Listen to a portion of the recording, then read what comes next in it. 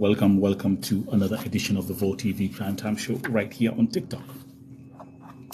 Karibuni, welcome one, welcome all. I'm your host, Nelson Mike Murioki. Remember that this broadcast is powered by Swift Stream as we proceed. Naona watu hii show ya leo imegojewa sana. Within the first 10 seconds, 5 seconds, we're already about to have 50 people tuning in here. Twende kazi. Miri anasema niko hapa. Miri Luti iko hapa. User 763598171690 anasema mambo. Ndio kuingia. Watu waingia hapa kwa wingi. Wale ambao wanaingia hapa na kama kawaida. Actually, leo tumesema ya kwamba we are going to break records of all records. Remember, yesterday we were able to hit over 110,000 likes. The day before that, we hit over 100,000 likes. Now today, tumesema we are setting up a new record on this broadcast, and we are going to make it 250,000 likes today. Hii debate ya leo ni leo msema kesho ni muongo. Again, let me remind you ya kwamba I'm hosting the CEO of Talent Quest Africa, David Njoroge, who will be coming here tuongee haya maneno, mambo za crisis za Gulf, yale ambayo inaendelea, what can be done, how can we fix this, and how can we end the problem.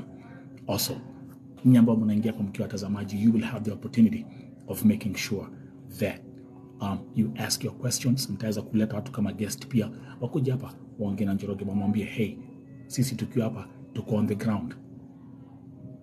ground, we want to talk. Man, in the first minute tuko already 200 guests are tuned in. Let's make records of all records today. If you're new here on Vo TV, tafadhali make sure that you follow Vo TV on TikTok, and also don't forget to subscribe on YouTube at Vo TV. The link is in the bio. Leo ni leo. Actually, let me give me a second.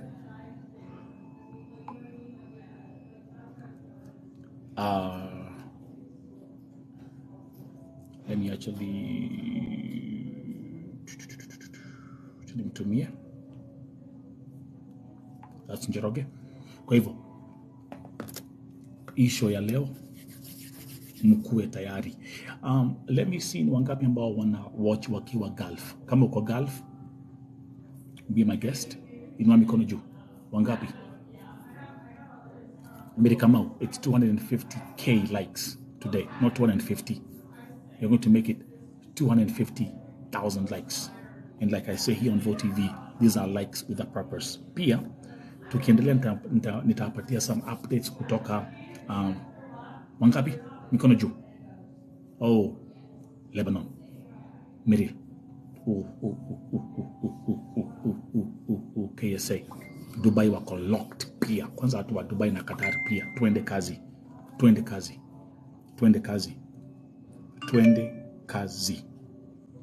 Okay? Twende kazi.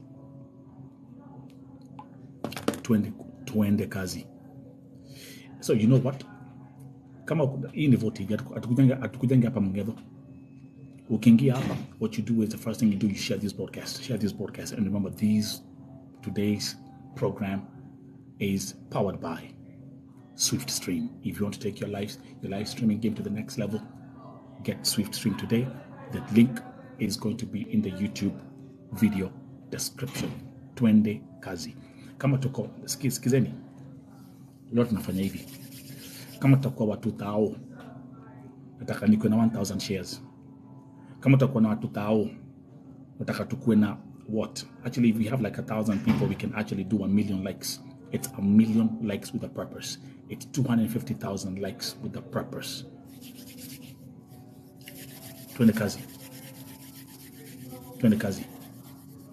Today, my special guest, the CEO of Talent Quest Africa, Mr. David Njoroge Akwapa. This is going to be a very interesting conversation. Maswali ni mengi, masaa ni machache. So let me see. And without wasting time, Bwana Njoroge is here. Na Bwana Njoroge, make sure ukiingia umeingia na video. Yeah, yes, sir. How are you? Fine, thank you. Njoroge, eko video. Yes. Iko salama. Yeah, make sure you turn on your video so that we can run this thing in video. It's not on. Perfect. It's not on. Perfect. Yeah, perfect. Perfect. Thank you. Perfect. Okay, everyone. As promised, welcoming my guest, David Njoroge, the CEO of Talent Quest Africa. Na kwanza show ya leo pia tutamake sure ya kwamba, kwa sababu kuna watu wengi sana ambao wanasemanga kwamba atuelewi Kiingereza, so we will also try to make sure we do a lot of these conversations in Kiswahili.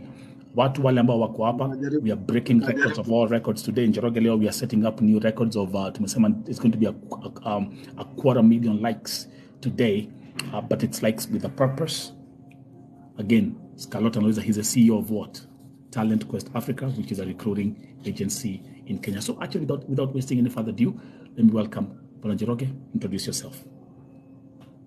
Thank you, sir, and the audience. My name David Njoroge kutoka Talent Quest Africa ni agency imekuwa recruitment, local and broad, especially larger gap area. So tumekuwa na lot of success. Points and weaknesses in the industry, and I must say we have a lot to celebrate today. And like when I joined the industry 2010, I've seen a lot, I've learned a lot. And in some instances, naangalia back nasema, maybe here we could have done more as a country, as an industry, maybe we could have done more. But so far we have a lot of success. And the challenges that are there, the ones that are known or anticipated, we are always ready to listen to them and to act on them. But it's a very fulfilling industry. Nimeona watu wengi wamejenga dhuru kwenda nje, nimeona wasanii wengine wamenunua mauba, majamaa wengine wamejenga, wengine wameanza mabiashara, wengine farming. It's a very fulfilling industry. Ukipata na mzazi kwa street anakuambia niaje, nilikuja ofisi yako 2012 nikapeleka msichana wangu, sasa msichana amerudi, akona biashara, akona watoto, and you feel good. But also, this is a two-way train. Sometimes mwingine anakuambia nilienda sikufaulu ikakuwa hivi na hivi na hivi. Is a conversation that we need to take, na ni safari tumeanza. Na sometimes safari haikosi kona ama mteremko panda kushuka, but we are ready. And of course we thank VOTV because it has brought us to speed, what has been happening. And some of these things ni vitu ziko in the back street, hata sisi hatujui, maybe we are so busy with our life, kutafuta biashara, kutuma watu nje, kwenda Ministry of Labor, kwenda tu kila pahali. So we are happy that VOTV is here. We are happy that Kenyans wako huko nje wanafanya kazi, and we are happy to engage. Tuulize hii kiatu tumevaa inatutosha ama kama inauma wapi, and what do we need to do? So hakuna kitu tunafaa from today or from any other day tuweke under the carpet. Wacha kila kitu iko juu ya meza, tuongee, tutafute cure, tutafute dawa sisi wote, because hao watu wanafanya huko nje ni Wakenya, hao watu wako Kenya, Wakenya watakwenda nje ni Wakenya, wote ni wetu. So I'm happy to be here, and of course this discussion should be very free, no hard feeling. Wacha tutafute cure, na of course wale wanafanya nje huko tuambie you can do more than that. The sky is not the limit. Okay, just for you to see what's going on. Thank you for that introduction. Bwana Njoroge, let me tell you something. I actually thank you very much for coming here. Just coming here and being able to say, I'll face Nelson Mike Medao Morioki on VOTV and Niweko at Wakiti. One thing I'm going to say, hey, my brother, it's not going to be easy, but we will make sure that we have this conversation. We need this kind of conversation. Let me also thank you again. You are actually the only second agent Kenya ambaye amekuja kwa VOTV to talk to me directly about Ayamambo. So I don't take this lightly. Now, let's actually do the introduction. You just came back from Saudi Arabia. Tell us about your trip. Yes, sir. This is my that time kwenda Saudi Arabia, nimeenda mara ya 3. This time vile nimeenda nimekaa kidogo around 12 days. Na nilikuwa na a lot of time because nilienda tu conference moja, and then nilikuwa na meet companies, And then after afternoon hours, I had enough time to meet Kenyans. Meet Kenyans wengi. Sikujua by the way Riyadh iko na Wakenya wengi hivyo. I mean, I was shocked. Tunaenda mahoteli napata Kenyans ni wana serve, wengine ni managers and drivers. So there's a big community rather than vile nilikuwa nafikiria. Tukaenda another town, I mean another market. Nikapata there are more Kenyans than I thought, and I was surprised kwenda kwa street. Nikapata black people niaje, wakanambia niaje. So I mean I was happy for that because I thought Wakenya tu ni housemaid wako ndani, but tukienda mall I saw some people and I noticed they were Kenyan. I also saw some Kenyans wakiendesha the big buses, the new buses were introduced even though on trial. So ni country iko very vibrant. And by the way, when I went to downtown Riyadh, the streets ukienda is more of New York, I mean, or Chicago. I mean, watu wasione kama Riyadh, Saudis, nika kitu kadinji or something, our media sometimes. So I was very happy, and was also very happy to meet some Kenyan. Tukakaa kwa hoteli tukaongea sana. I discovered very positive news, but I also discovered some negative news. They are all our news. They are our people. We need to talk about it. And of course, we cannot put everybody in one container. But nilisoma sana, by the way. See, kama any other time we go, either unaenda na government, mko kwa mikutano throughout. This time I had enough time to talk to Kenyans. Na nilisoma sana. And there is need kupongeza wale wana do very well. And there also need kukosoa wale, in my view, I think they are not doing very well. Wengine wamejipata kwa shida na wengine wajitakia tu, or wengine due to kuhaso, they push their boundaries a little bit too far. So they are all kind of Kenyans, but they are there. They are fighting for for the destiny, and I'm happy to see them. So right now, according to the statistics, actually we have 200,000 Kenyans living in Saudi Arabia. Yeah. Now we are going to get to the bottom of the interview. Karibuni guys. Again, kama wale ambao wako hapa, remember Vote TV Primetime Show is powered by SwiftStream. Those watching here on TikTok, be my guest, share this broadcast. Leo ni kuelimishana. Kwa hii platform ya Vote TV Mbona Njoroge, you've seen I've brought government of officials.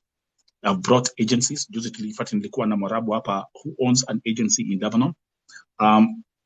So what I've been able to push through on this platform is something that I'm humbled, and I will keep on pushing kwa sababu mahali inafika unasema enough is enough. We have to do things different.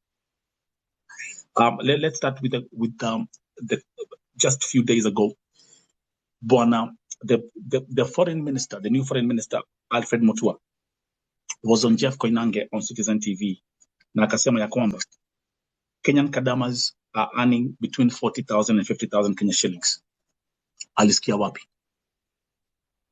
Is that according to the BLA, according to the Kenya official BLA, ile tumesign na Kenya na Saudi, inaongea about 850. But one thing nimediscover pale Saudi, kuna some families unafika pale una negotiate nao. Kuna Wakenya najua wengine wamekaa sana pale. Kuna Wakenya najua hata wanalipwa hata 50k, wengine 30k, 25, 40. Kuna lingana na vile mna negotiate, na wengine ni experience. Unakuta Mkenya amerudi Saudi, hii ni round ya 3, like 3 that time amerudi pale deployment anafanya kazi. So some of the Kenya, there are very few who earn hiyo 40,000 ama 50,000. We are not talking about Kemboi huko nje, who are, I'm sure they are making more than that, but wale kwa contract, it's very few that make that money. But there is some, wengine wako na foreigners, or wengine wako na very nice family, wameingia na vizuri, and some of these who are Arab, they are very rich. I mean, kukupatia 40,000 is nothing to them, but not every home. So I will say the bulk of the Kenyan housemates working in Saudi, they get far less than that, but not 40,000. Few do get 40,000, but more get less than that. So, Mr. Alfred Mutua, so that statement, mi vile najua ya kwamba for contract ya kadama ambaye inasainiwa kutoka Kenya, these kadamas, they are making 900 riyals, which is right now is an equivalent of up to 27,000 Kenya shillings. Actually, I'm very sure. What tuangalia hata for those who are working here, kwa sababu kuna wengi ambao wanafanya kazi wakiwa domestic workers ambao wako Saudia na nchi zingine za Gulf. Let me ask you, ebu andikeni kwa chat, ni pesa ngapi mnalipwa kwa contract yenyu? So ukiangalia hapo 50k ukiwa kwa Marabu ni Z, but Alfred Mutua mentioned that to Jeff Koinange, and I was surprised. Next point, One thing I'll say about that, bro, Medamo, one thing I'll say about that, in 2016, around 2016, Kenya was elevated to a mid-level income country. So with that in mind, our parliament and our Senate was supposed to move in speed and engage our foreign partner, Saudi, so that they can raise the payment, because payment is upon negotiation. Now, sasa sisi agency hatuwezi enda negotiate this because BLA is signed by two governments, Kenyan government and Saudi government. So from 2016, I must say that from some quarters there have been some laxity. Kumekuwa tu na ile laziness ya kwenda negotiate hard, because before kama 2014, 2012 hatuko tuna train wa Kenya. Unaona, hatuko tuna train our house help. We are not training. We are just, you know,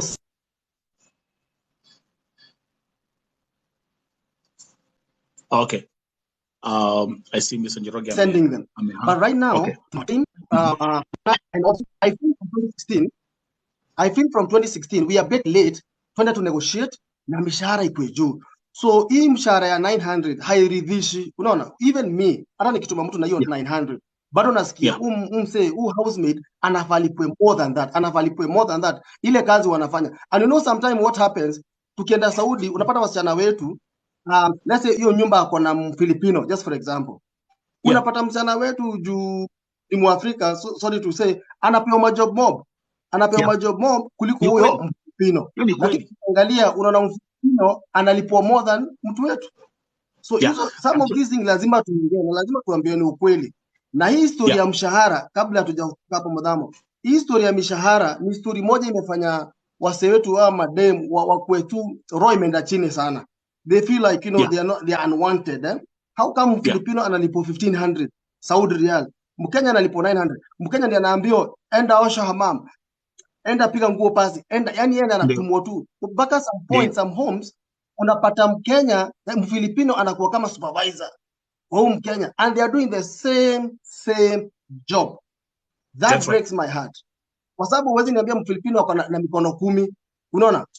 Sisi actually tunaongea better English than Mfilipino. Ukituangalia tuko na maso kuliko Mfilipino, unaona?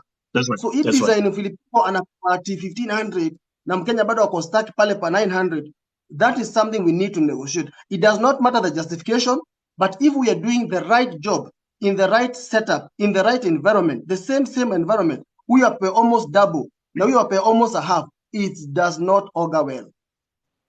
People agree on that. I think we all agree on that point, kwa sababu hii issue ya salary imekuwa ni shida kubwa sana.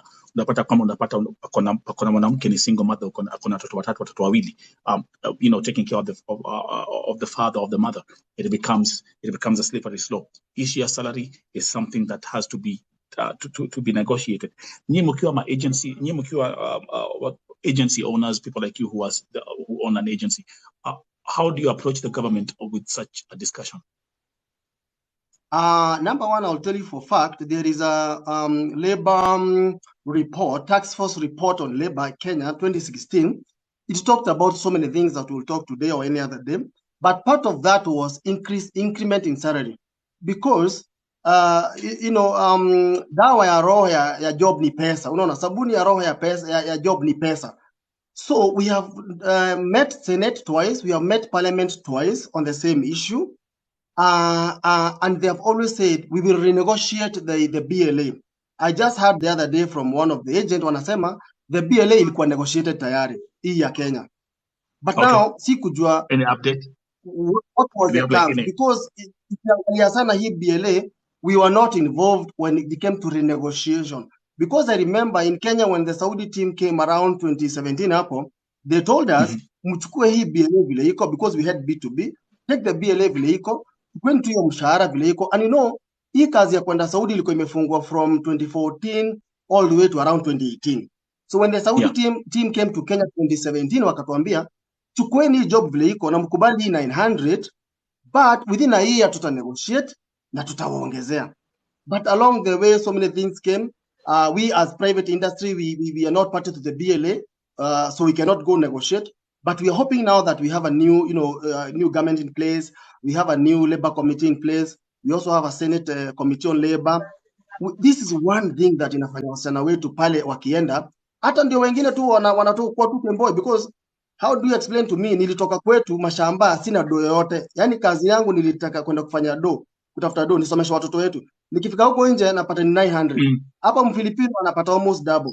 So some of these Kemboi vile hata wanafanya hiyo Kemboi to some limit, to some extent, me na understand is an economic quest, you know, is anti-poverty quest. Yani ni watu wanajaribu kuondokea shida, poverty, unaona, along the way wanapata mashida huko. That does not justify, because of course employer alikuleta na umetoroka, as much as you'll make more money. So I'm thinking if the recruitment industry can partner well with the labor committee in parliament, with the Senate committee, we don't need a lot of mikutano mingi.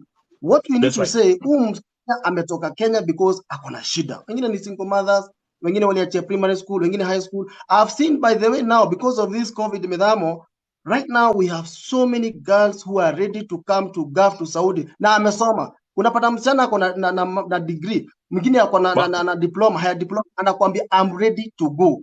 Zamani when we started huko 2012, 2011, mimi I always thought wale wasichana wanaenda kufanyia kazi ya housemaid, house help, ni wale maybe waliangukia class 6 huko chini ama high school hakumaliza, maybe aliolewa akakuwa na watoto wa family kaachana. Right now I can guarantee you for fact, utakuja ofisi yangu ni kuonesha msichana akona degree, mwingine akona diploma, ananiambia David, hata kama ni job ya hao I'm ready.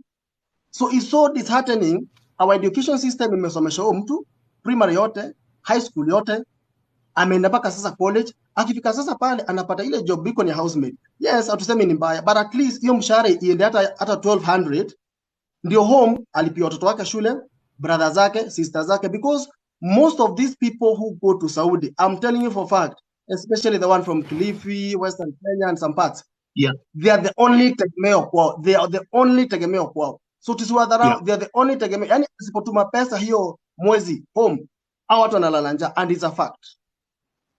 So, Mr. Jeroge, let's also we are going to get on this topic as well. And nimesema kwanza leo nitaanzia na interview ya the new foreign minister, Mr. Alfred Mutua, Dr. Alfred Mutua.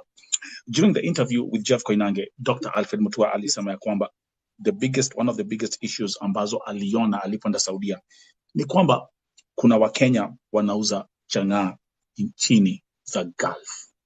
Hapo ndipo tutaanzia. Now we are getting on the hard chair.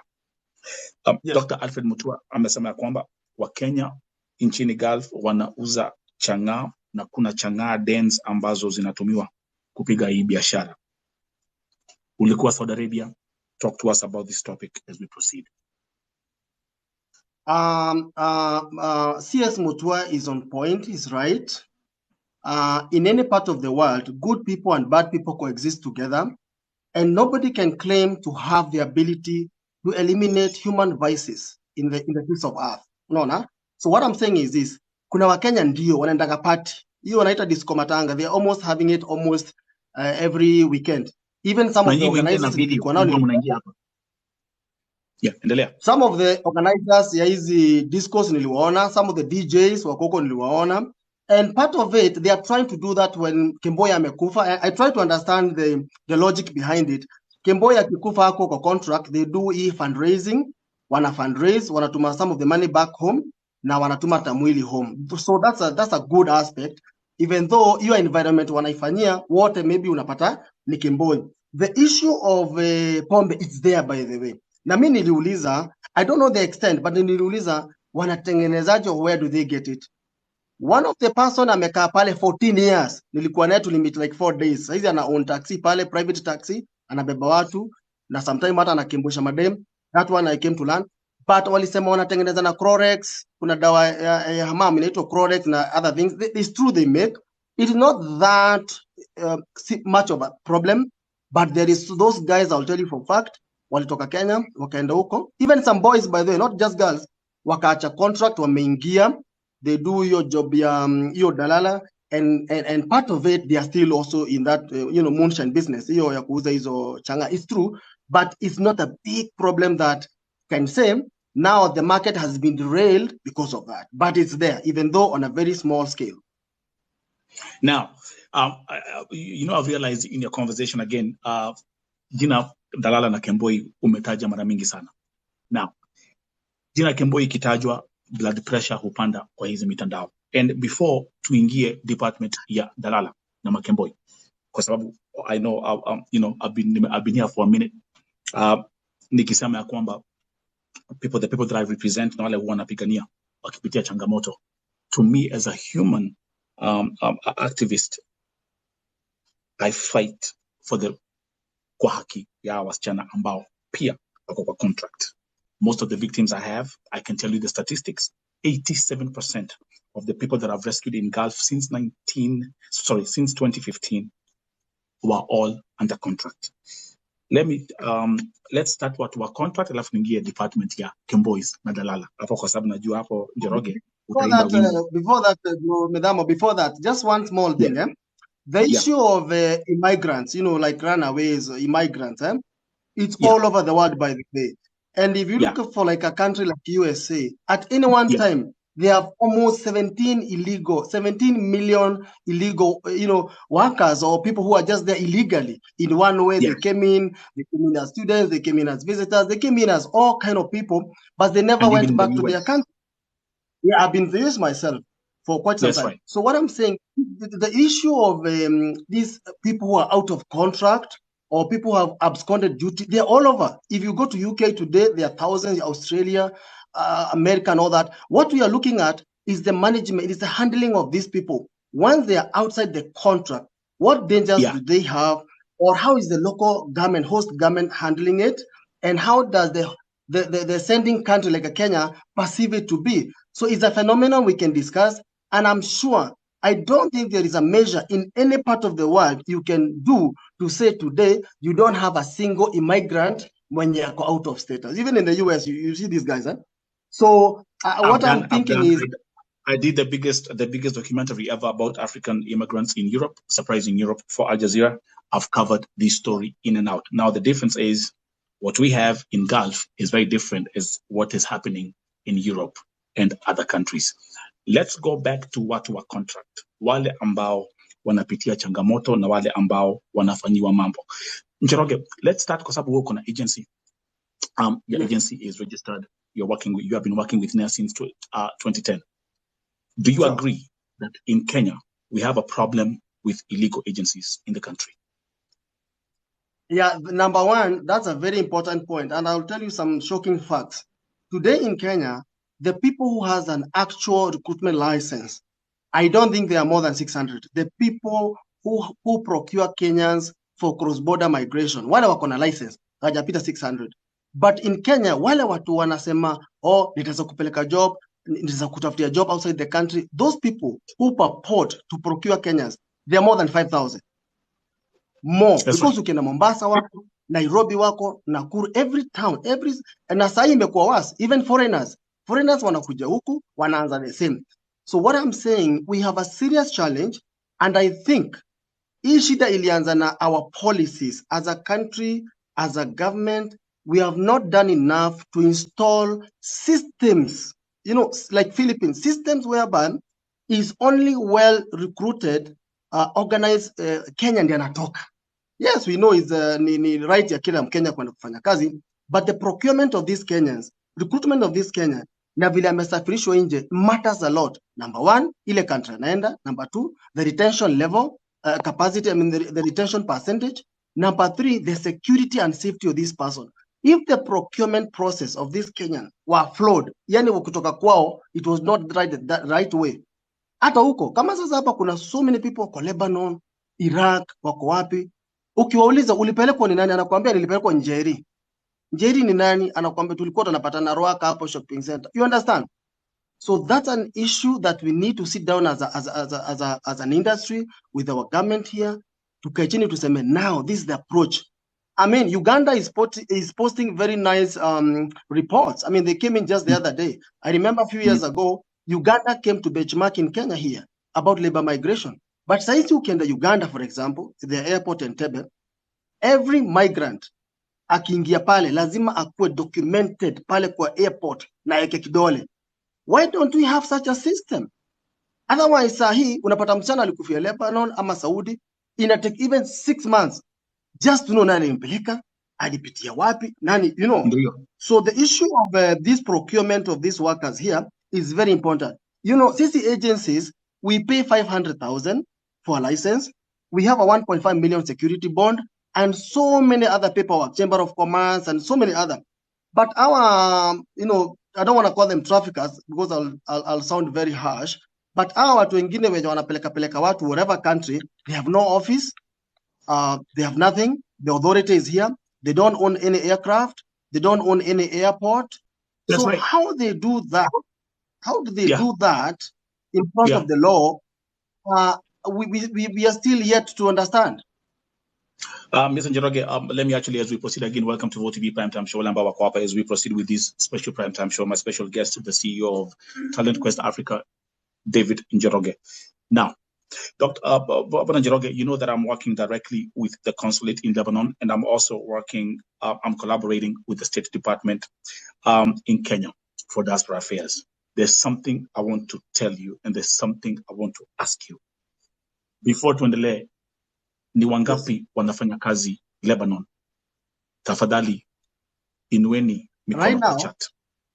Wait, waiting. Okay. I'm asking the viewers. Yeah. Ni wangapi wanafanya kazi Lebanon? Inueni mikono juu.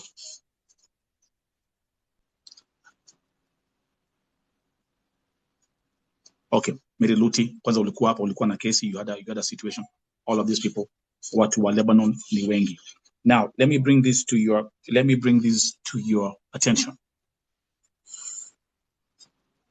Bwana Njoroge, the agencies ambao wanapeleka wasichana Lebanon, over 90% are fake agencies. True. That's true. 100% true.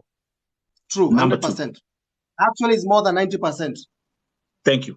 Thank you that we agree on that one. Number two, Pia, imagine our agencies wanapatiana hongo kwa airport at Jomo Kenyatta International Airport. That's also true. Wapitishwe. That's true. True. Thank you very much. Thank you very much.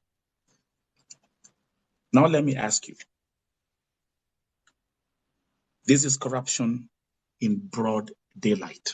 One of the biggest airports in Africa. How do we fix this? That sounds a bit tough because number one, by our Kenyan law, mtu akiwa na passport, akona tiketi yake na akona visa, by our law hatuwezi mkataza kwenda any place. What I think in your question, kind of a summary is, I'll put it the other way around. Kama kuna country yote Mkenya anafaa kwenda, kama kuna country iko na opportunity mse anafaa kwenda, then I will say it's the government who has been lazy enough not to work to cooperate with that country so that our watu waende legally. Unaona, kama kuna visa, kama kuna mwajiri pahali in any part of the world, be it New Zealand, Poland or Lebanon, whatever, if for sure there is an opportunity, let government move very fast, they level the ground, wasainizo BLS, watu waende. Na kama for sure the government does not want mtu aende huko, then they should block them completely. Otherwise, but history but why are they not doing it? Njoroge, these folks, these agencies, like I call them, burukenge, ambao wanapitisha wasichana airport through the back door. They have connections in high places in the government, and that's how they're able to operate. And because I can tell you, Lebanon, if I show you my list of cases we are working with, utashanga. And remember, I'm working directly with the Deputy Ambassador, Mr. Honorable Kassim. I'm working directly with the Ambassador, Honorable Sayed. I can tell you, the cases ambazo tuko nazo, hata if you check on my profile, if you check on my platform, ni cases zingine chafu sana. Let me give you an example. Nimekuwa msichana anaitwa Esther Wairimo ambaye alishikwa na nguvu na Mwarabu, na ule Mwarabu alitumia chupa. I don't know whether you saw that case. One of the worst cases that I've ever documented in my life. Agent akipigiwa simu hawashughuliki. Wacha namwambia nyinyi ambao mko hapa, nyinyi ambao mko Lebanon, ambao mko hapa na mnawatch hii broadcast.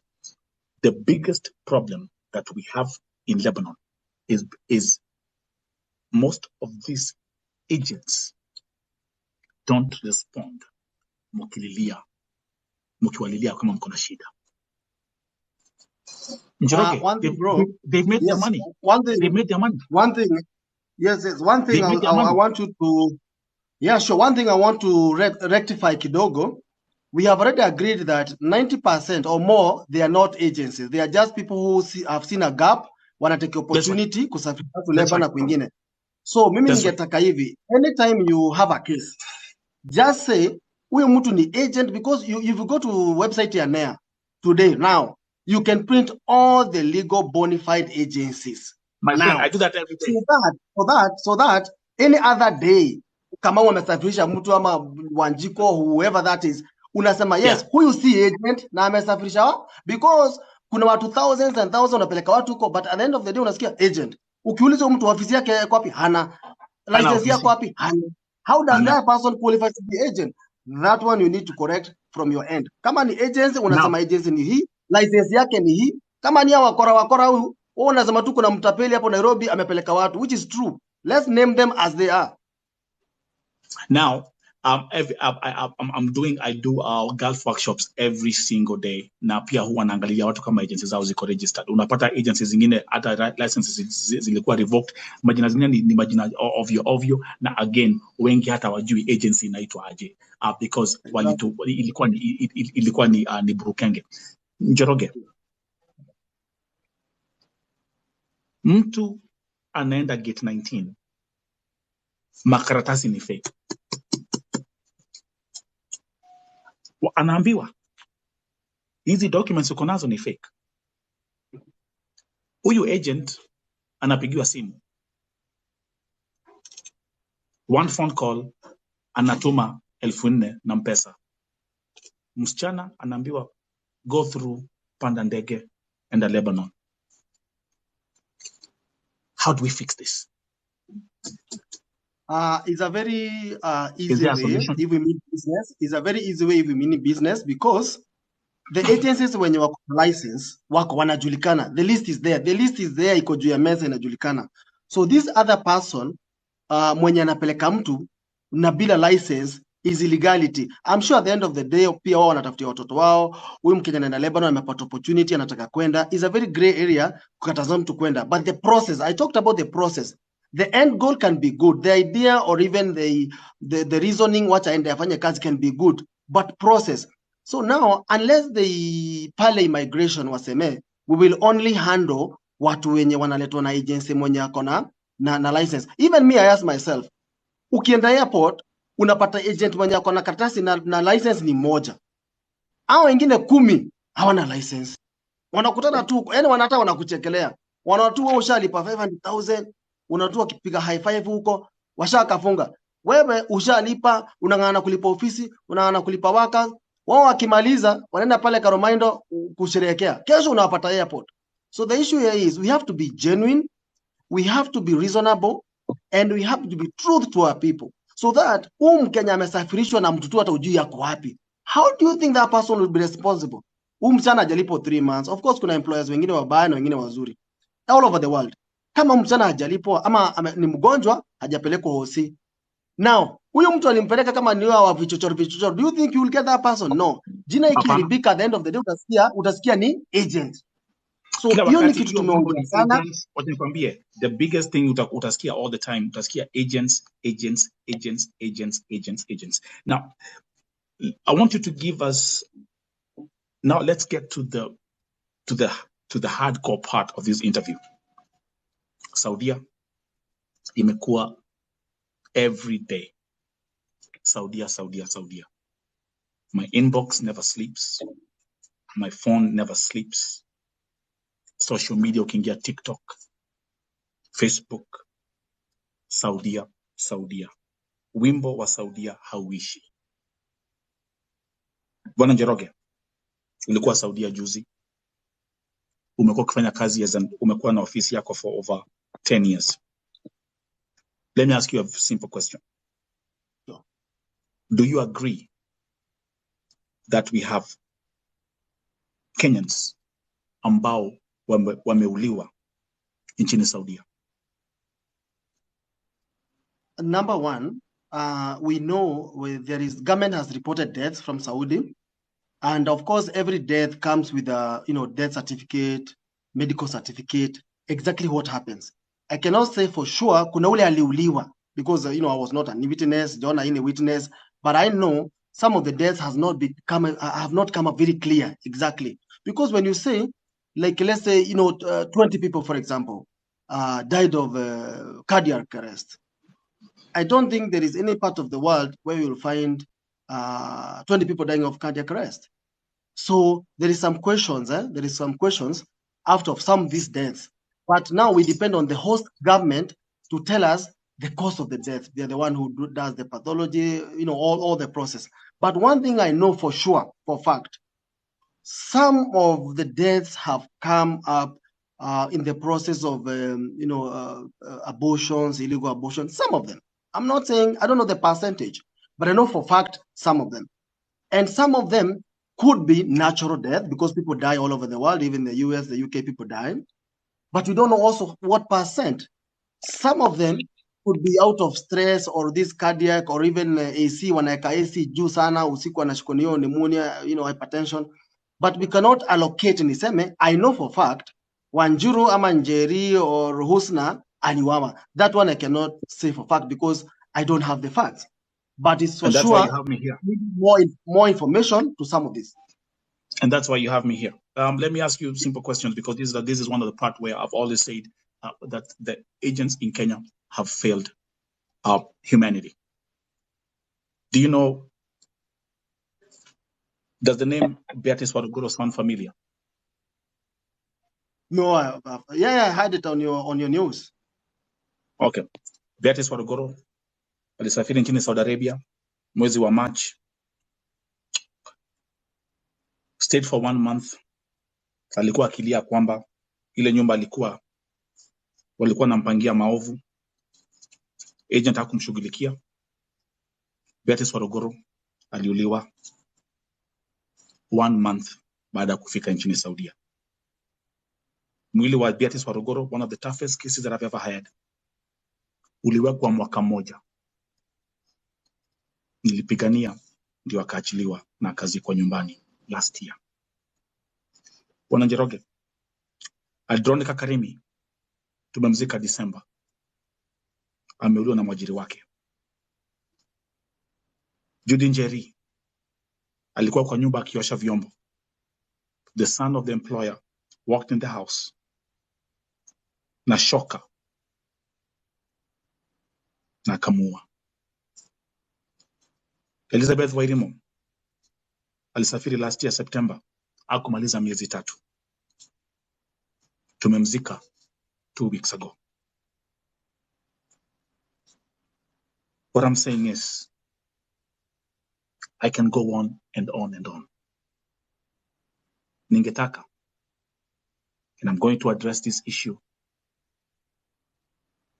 to you and on behalf of other legal agencies in Kenya.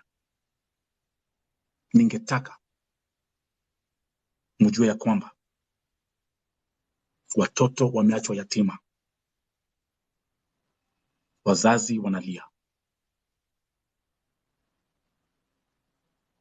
Nyinyi mkiwa agencies, even though you have to do your business, I would like you to reach out and step in the land of humanity and show that you care and that these cases are genuine. Kwa sababu kila wakati all I hear from Saidia agents in Njoroge, unasikianga maybe mambo za abortion, huo ni mambo sijui za nini. Huyo alikuwa ni Kemboi. All these things you hear all the time. I never see agencies coming forward and saying, we don't accept this. I can respond now. Just give me 1 second. And by the way, I can go on and on and on and give you more names. There's one last name I'm going to mention. Kuna msichana kutoka Kakamega. ambaye alikuwa anaitwa Maximilian Muhanda. Maximilian Muhanda aliuliwa kama mnyama, hakuwa kemboi. Maximilian Muhanda alidungwa na kisu na akapasuliwa kichwa na shoka. I saw the postmortem report from Chiroma Mochari. Babake Maximilian Muhanda hajawahi pona. Babake aliniambia akilia, Nelson, tell the agencies in Kenya wakuje Chiromo waone maiti ya mtoto wangu. I cried. Not one single agent showed up. These people, bro, nitalala hapa ukiniweka sana nitalala. I'm sleeping. Let me respond, bro. 1 more minute. I know this is a part that I know nilikwambia itakuwa hard. Tukiingia part ya tukiingia part ya Kemboi na Dalalas, utakuwa na bado tuongee solution. Tuongee bado solution. Tusiongee tu mashida na tuongee solution. Let's balance the show. Talk about solutions na mashida, at least to give hope also, no. That's why we are here. That's why we are here. But you get my point. You get my point. 100%. Our wasichana wote, they were all under contract. Au nimekutajia. Hakuna hata moja alikuwa Kemboi. So, the tune from the agencies, ambao usema ya kwamba ni two Kembois na Madalala, that's where we have the misunderstanding, Mr. Njoroge. The line of humanity between me as a human activist and those who run agencies. But now, back to you. What do you say about this? Of course, it's very, I mean, we are always saddened. We are always really saddened by anybody who passes out there, not only in Saudi or, Australia, UK, whatever part of the world they are. One is too many. And we condemn any death. If it's human inflicted, we condemn any death to the highest tone, to the highest voice. And we will not want any other person to suffer in hands of arrogant employer or an employer mwenye kona unyama. So we will ask the government to pursue and investigate all those cases you have mentioned. And I hope you have launched the complaint with the relevant government in Saudi, in Kenya, or any other government, because at the end of the day, we would like to know the cause. Number two, give me time, bro. Number two, we need to come up with a system. In Saudi, for example, if employer A did an atrocious act to our people, why should we as a country give that person another girl, another housemaid, so he can repeat or she can repeat the same thing? Mona, we are failing as a country, and you from your side also, you are a Kenyan like me. Tell us, how will we go ahead in making sure that kama ni Mr. Abdallah alipewa Wanjiko, akampiga, akamnyanyasa, and maybe at the end there was death, then we should ban. The system should ban huyo bwana so that he does not get another housemate any other time. That's for fact. We said let's put all the cards on the table. Now, I went to a conference, a HR conference in Saudi, where we had so many agencies in Saudi. And one thing they are really making noise, and I'll tell you for a fact, they are saying Kenyan runaways now have almost tripled. If you take, let's say, 5 girls, it's almost automatic like 2 run away. But if you compare to Uganda, they are saying they don't see as much run away from Uganda.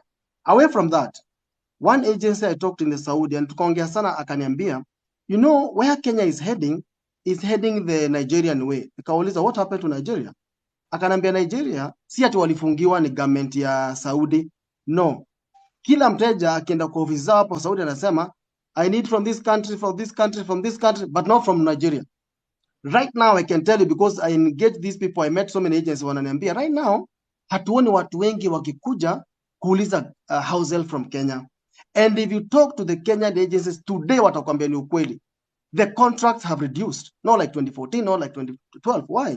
There have been a lot of runaways. Now, Let's address that question of runaway kidogo. Just kidogo, even though I know that's listen, that topic. I know you as my agencies, like I'm sure Njoroge, we can talk about runaways the whole session. Okay, I'm not talking runaway. I'm not talking about runaway. Let me give you my last point. My last point. I'm not talking about runaway. My last point now. My last point. I'm not talking about runaway. My last point. Yeah. Now, Philippines and Ethiopia have come up with a very nice system. And what they have done is to use the local Kenyan diaspora. Like you find Philippines in all the small towns, Jeddah, Dammam, Al-Khobar, Riyadh, those small towns, however far it is, they have a local, they have a Kenyan local or their nationality local. Embassy inampatia makaratasi, inampatia gari, either haya ama nini, so that huyu mtu akiwa in any distress case, imesemekana huyu town tudogo tuko mbali sana, wanajua this town we have Kamau, that town we have Hussein, wanampigia tu simu niaje, enter to this location, ona msana anasema nini. That's the system I'm proposing to Kenyan government, because sometimes we may not as a country be able to send labor attaché in every small town, tumfungulie ofisi, tumjengea consulate. But the Kenyan, like in Saudi Riyadh, I met some nice Kenyans who are there. Akina Saidi, Akina Faith, so many good people there. And they're helping the embassy. They have been doing that. So if these people can get some recognition, Dammam tutafuta wase wawili wako hapo. Jeddah wase wawili. Wa Al-Khobar huko. So that in case there is a need, these people can respond very quick. Otherwise, don't tell me one labor attaché akiwa Riyadh, he'll be effective kusaidia mtu kwa Jeddah, which is 12 hours away drive, unless he's a magician. The CS, our able CS said we have almost 200,000 Kenyans. You just tell me. Yeah. 200,000 Kenyans to be served by one labor attaché. Unless you are a magician, I don't know how you can do that. You understand? So we need to look at our safety and welfare. We cannot say we are guaranteeing and we are offering safety for our people when you have only one labor attaché. Philippines, they have around 147 labor attachés. They scattered all over, wako na 250. And then the Philippines wamemeka law. Ukipotea Kembo, you are on your own. Why? They have offices almost every other city. So kama uko na shida kuja kwetu, kama wezi tufikia tupigie tukukujie. So as much as we are saying there is a runaway, we must look at wanapotea kwa nini. Of course, some of them, they run because of money. But wengine, they have no help at that hour of the need. They run away. That's a point. So how can we reduce that? Mule mtu akona shida, amefungiwa kaka room, huyu jamaa akona gun. Because we are not saying that we close Saudi. We cannot manage to close Saudi. Saudi is one of the biggest employer right now in Kenya. It's the biggest actually. And for many years, it's the biggest. So let us look at huyu Kemboi anapotea kwa nini. Instead of criticize, kusema tu alipotea. In the first place, alipotea kwa nini. I think that's the reason we need to discuss. Njoroge, unaweza kaa kwa nyumba uangalie kifo na macho. Now actually forget about even right. Okay. Of course no, but if there was some help, apige tu simu moja within 30 minutes, mtu wa embassy ya kuyapo ama Kenya diaspora at least they can help. Okay, now let's look at this thing again from another completely different perspective. Do you agree ya kwamba kuna agents ambao, I'm talking even the one who are actually genuine and they are registered. Do you agree there are agents that neglect? Wakipigiwa simu, msichana akilalamika, msichana akisema napitia, nasumbuliwa, nashikashikwa, naona hizi mambo, agent anakataa kumshughulikia. Do you agree we have these agents? 100% I agree. Some people have called me na wananiambia agent wangu anilileta huku, nikimpigia shani block, it's true. And we take that blame, not all, but I'm sure some agents are like that. It's true. Yeah. Okay. And unapata ya kwamba msichana hana any other choice apart from kutoroka. Maisha yake, that's true. Maisha yake iko hatarini, anaokolewa. Acha unapata ya kwamba and nyinyi mkiwa agents and agencies, and I'm actually just focusing on legal. Maburukenge wachana nao. Au mio huwa naweka kando. Kuna wasichana ambao wako huko nje ambao ni Kemboi, wameokoa wasichana wengi sana hii Saudia. I met them. Niliwaona. Nasema kuokoa. Yes, I met them. Si ati kwambia msichana atoroke ndio akuje afanye kazi ya kuinua miguu juu, ya kunyanduliwa, yes, ya kuuza nyanya. Yes. True. You know what I'm talking about? Yes. Kuna Kemboys hii Saudia. Kama sio hao, ingekuwa ni story nyingine. Mimi Njoroge, I can tell you, hata wasichana wengi ambao pia nimeweza kuokoa hii Saudia. There's always someone, she's outside the contract, anasema Nelson, nimeona hii kesi, ndana kumchukua. Perfect example, story ya Mercy Etale. Those who are on my platform, nimewezaje kumwokoa Mercy Etale kwa ile nyumba? Kwa sababu kuna msichana mmoja ambaye yuko huko nje, alijitolea, akasema tena kumwokoa. So as much as I see agencies pulling this, the story is about, Makemboi ni madalala, ni nini, mambo za kuuza bangi, mambo za kupigwa malaya. That's the story which I hear from the side of my agencies. And I'm talking about both from legal and illegal. Lakini mjua kwamba, and that one we agree, and I'm glad kwata hata wamesema it's true, that kuna hao who have rescued many. They even help the embassy. Sababu embassy ya Wezani, it's 200,000 people in Saudi Arabia, for example. So they are also been helping. Give us a perfect example. Because you own an agency. Someone, msichana amekupigia simu, amekwambia Njoroge, ninapitia changamoto hapa nilipo, nisaidie. What's the first thing you do? Number one, I'll tell you for fact, there is many that we have rescued also.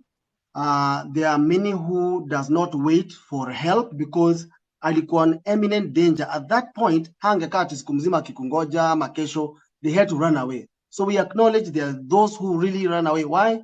The situation at hand at that point, hangegoja. Even if it were me, the kind of environment it is and is really in danger, I could have run away. But also let's agree on principle that there is those who also run away because and we agree on that. But I also want you to address one thing. In Saudi, there is this Kafala visa system. You understand about that system? Yeah. Kafala visa system. Kafala visa system, for those who have studied all kind of employment relationship and visas, they say is a system which almost looks like semi-bondage situation. Why? The employer is the one who is your sponsor, the employer. So in other words, the employer, by nature of having the Kafala visa system, the employer akona total control, so to speak, of that person. Why? The sponsor amelipa ticket, the sponsor amelipa A to Z. So at the end of the day, msichana akisema, mi ni mgonjwa. And for sure, maybe ni mgonjwa. For sure, msichana ni mgonjwa. Do you know most of these employers wanaambiwa, no, you're just lying, anampea Panadol. How many girls ushaona wakipea na Panadol? Wanapewa tu Panadol, naambiwa, wewe, the only time wanapeleka OC, the only time wanapeleka OC is when it's critical. That's right. The only time sometimes wanapeleka OC is when it's critical. The girl cannot even wake up, cannot even stand. Sasa hizo wanapeleka OC. Mostly it's too late. Hapa Kenya huwa tunagonjeka. So we will ask, that's why we are saying we need a system whereby kuna mtu ako close to our people. Leba atashia kiwa Riyadh, hakuna vile atajua msichana ako hapa Jeddah ama Alcoba ni mgonjwa na anataka immediate care. Unaona? So we must not run away from that. So long as our people hawako karibu na help, the help is close. Mimi nikiwa Kenya is like 6,000 miles from Saudi, right? So the much I can do ni simu, napiga simu. Nikipiga simu, the employer says, no, she's lying, she's a liar, she always lies. Hiyo ndio wanapenda, that sentence wanapenda kurukia sana. She's just lying. Ukipiga msichana anakuambia hapana, wanadanganya. So everybody is saying huyu ndio muongo, huyu ndio muongo. Much later unasikia this girl alipelekwa OC hata hajisikii. So I wish our Kenya government can talk to Saudi government so that we stop deploying housemates on this Kafala visa system. We deploy them through companies. Let the visa be owned by a company. In Saudi, there is those big companies. They are big, I can mention them. So that, akienda kwa Mr. Abdallah, na wasikizane Mr. Abdallah atazamrudisha kwa ofisi because the visa of this girl is by the company. Na jioni na the city apewe mwingine because we must look at solution. Mimi nimefanya kazi na Saudi now 12 years, 13 years. Now we have been almost as a community, as a society, tunaongea about the same thing. Msichana alipigwa, msichana alitoroka. Msichana alipigwa, msichana akaongezewa mshahara, hajalipwa. So what is the remedies? And I'm sure we'll come to that. But number one, in my view, if I was asked today, David, what's the single most important change unaweza taka uone Saudi? I will say visas ya hizi za kafara visa system, visas zirudishwe kwa companies. Because a company, hata ukirudisha msichana mara 5 utapewa mwingine because it's a company. But sasa Mr. Abdalla akona mtoto amebaki na mtoto, do you think atakuachilia tu hivyo wewe urudi kwanyu, ama unasema ukisema yeye ni mgonjwa anaona unajifanya, anataka ufanye kazi ni kama wheelbarrow alinunua, you understand? Okay, thank you. At least on that part actually we agree, both of us, and I actually like the suggestion ya kwamba hizi tukue na company visas, tuachane hizo mambo za kafala visas. What we're going to do is, thank you very much again, ladies and gentlemen, welcome to Vote TV Primetime Show right here on TikTok. A very interesting conversation with the CEO of Talent Quest Africa, David Njoroge. David Njoroge, tutafanya Q&A whereby tutakuwa na, there's some people here wako hapa, request ni mingi. So let's start with Shiro Wajib. Na by the way, ukiingia hapa my sisters, muingia hapa mkiwa na video. Shiro Wajib, take the floor, uliza swali. Okay, mimi swali yangu ni, mimi nilipatanga agency ya makungu nikashughulikiwa. Mimi by the way sina shida na agency yangu. Kufika airport napata mimi ni wa talent. Unaona? Nikakuja job, nikafanya job vizuri. Wakati nilikuwa napitia mashida, napiga ofisi, napiga agency, wameniblock. Sasa nilikuwa confused, nitalilia agent ya makungu ama talent. Unaona vile nilipatikana hapo hivyo katikati. Unateswa, unanyimwa hadi chakula. Mimi nikahepa, sikuwa na choice. Jua hadi watu wanakutishia. Utafanya aje? Ukipiga simu umeblokiwa. Ukipiga kwa ofisi wanasema unadanganya na boss wako. Njoroge, answer that question. Number one, si possible kuwe uko na 2 agencies kwa system. Ni vizuri ujue haswa ni gani. Ataweza kuja alikuja ka-apply kwetu aka-apply kwa Makungu. I know Makungu is a good agency too.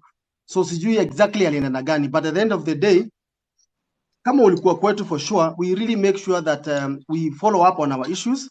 Our lines are open 24/7. Actually we are almost the only agency tuko na rep. We have our rep in Saudi mwenye tunamlipa 24/7 kufuatilia wasichana kama kuna shida yoyote.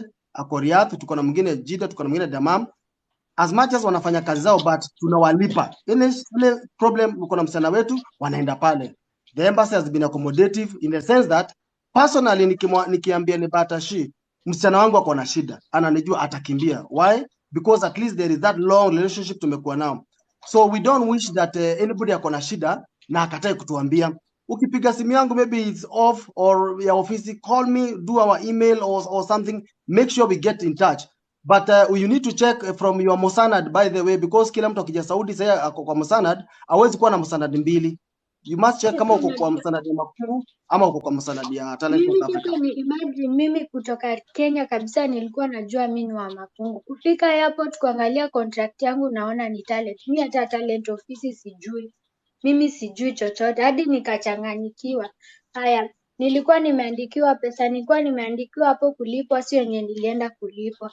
Siku nalipwa hiyo mwezi ya kwanza, juu nililipwa kutoka date tulikuja mpaka date ya mwisho ndo tuanze afresh. Mwezi kianza wananiambia ati si hivyo, tunalipa vile si tuliambiwa, na imeandikwa kwa contract ilikuwa 1000 na nalipwa 900. Unaona? We would like to get the number of the girls. Tomorrow we'll follow up with the labor attaché so that at least we get to know. But it sounds like the girl was trafficked. You know, kama hakuja kwa ofisi zetu, alipataje karatasi zetu. So that one we need to check. Hadi nilishangaa. Juu mimi nilikuwa najua ofisi ya Makungu, nilikuwa naenda kufanywa. Kufika hiyo siku hata nimechanganyikiwa na threateniwa, unashangaa utapiga mwenye alikuleta, unampigia hadi amekublock. Unaona? Wow. Anajua mwenye alimpeleka agent anaitwa nani, mwenye alimpeleka airport anaitwa nani? Mimi alikuwa kijana mimi, mwenye alitupeleka si mwenye alikuwa ananishughulikia. That unaona will lead us to nowhere. Usiseme tu mtu alikupeleka ni kama alikukota pahali. Be careful also, get to know things. Usiseme tu nilipelekwa hata ujui ni nani, Anyway, atukue namba zetu. We are willing to follow up because of course we cannot tulisema kila kitu tuwekelee juu ya meza. Shida zote ni zetu, mazuri yote ni yetu. Tutatue, mpatie namba yangu so that tomorrow we Goja Shiro wait. Everyone nitakuwa napatia 3 minutes time kuongea. Masani machache, maswali ni mengi. So Shiro, Njoroge amesema what you have to do. Let me bring in my next guest, Nelly ambaye ameingia hapa. Nelly, thank you very much. Welcome. And the good thing I like hello guys, katika jina la Yesu Kristo. Amen. Mimi naitwa najiita Neri. Mimi yangu yenye naweza sema, kuna kitu nimesikia, nimeingililia tu katikati, but mnisamehe na lakini nitasema. Mimi nilikuja na kampuni kubwa sana, na hiyo kampuni iko na inaleta mpaka wanaume. Lakini wachani niwaambie tuliteseka. Umeshaisikia kuteseka? Kampuni kubwa, mnawekwa huko maji inaisha. Na kampuni ikiwa kubwa, kuna kitu mimi natakanga sana tuongelee. Tukiona hawa watu ni wabaya, hata sisi turudi manyumbani kwetu kwenye tumetoka. Hata sisi wenyewe tuko na shida. Na mimi nasema chenye nilijionea na macho yangu hivi. Tunakuja kutoka Kenya, tunakuja na ndege ambayo haina mpaka chakula. Mnasikia njaa, mnakuja mnalala airport, hakuna chakula. Yaani unasikia tu kama unaweza hata kula mtu. Ukifika huku Mwarabu ameshaona uko na njaa. Mimi nilikuwa mpaka nasikia kizunguzungu. Huyo mtu hawezi kukuheshimu hata. Juan umetoka na njaa kwenu, umeingia nayo njaa hata huwezi vumilia. Yaani unaonekana tu umeisha nguvu mpaka na njaa. Hiyo ni kitu moja. Nyinyi ma agent mkileta wa Kenya, leteni wa Kenya wenye wameshiba. Mnakuanga mmelipwa. Wacheni kupea watu ndege wanakuja kukaa shajar uko, hakuna chakula, hakuna nini. Mtu akifika huku respect inapotea the first day. Na watu wanatutusingi sana. Wanatuitanga kwetu hakuna chakula, hakuna nini. Juu walituona na shida. Hiyo ni moja. Tukishafika huku, kuna wao walikuja kapelekwa makazi mbalimbali. Unapata shida, unapigia hiyo kampuni. Kampuni ikikurudisha kwa ofisi, makazi saa zingine zinapoteanga. Mnakaa kwa ofisi mpaka 4 months. Mimi niko na wenzangu tulikuja nao walikaa more than 4 months. Na hawalipwi, wakienda kulipwa mama moja tu ndio nilijua alilipwa, na alilipwa nusu ya pesa. Halafu hiyo contract yenye imejazwa kule. Watu wengi mnaharakishwa saa ya ndege kupanda. Unajua watu wengi hawajaipanda ndege. Hata kama uliambiwa pale, kuna wao agent wana confuse mtu.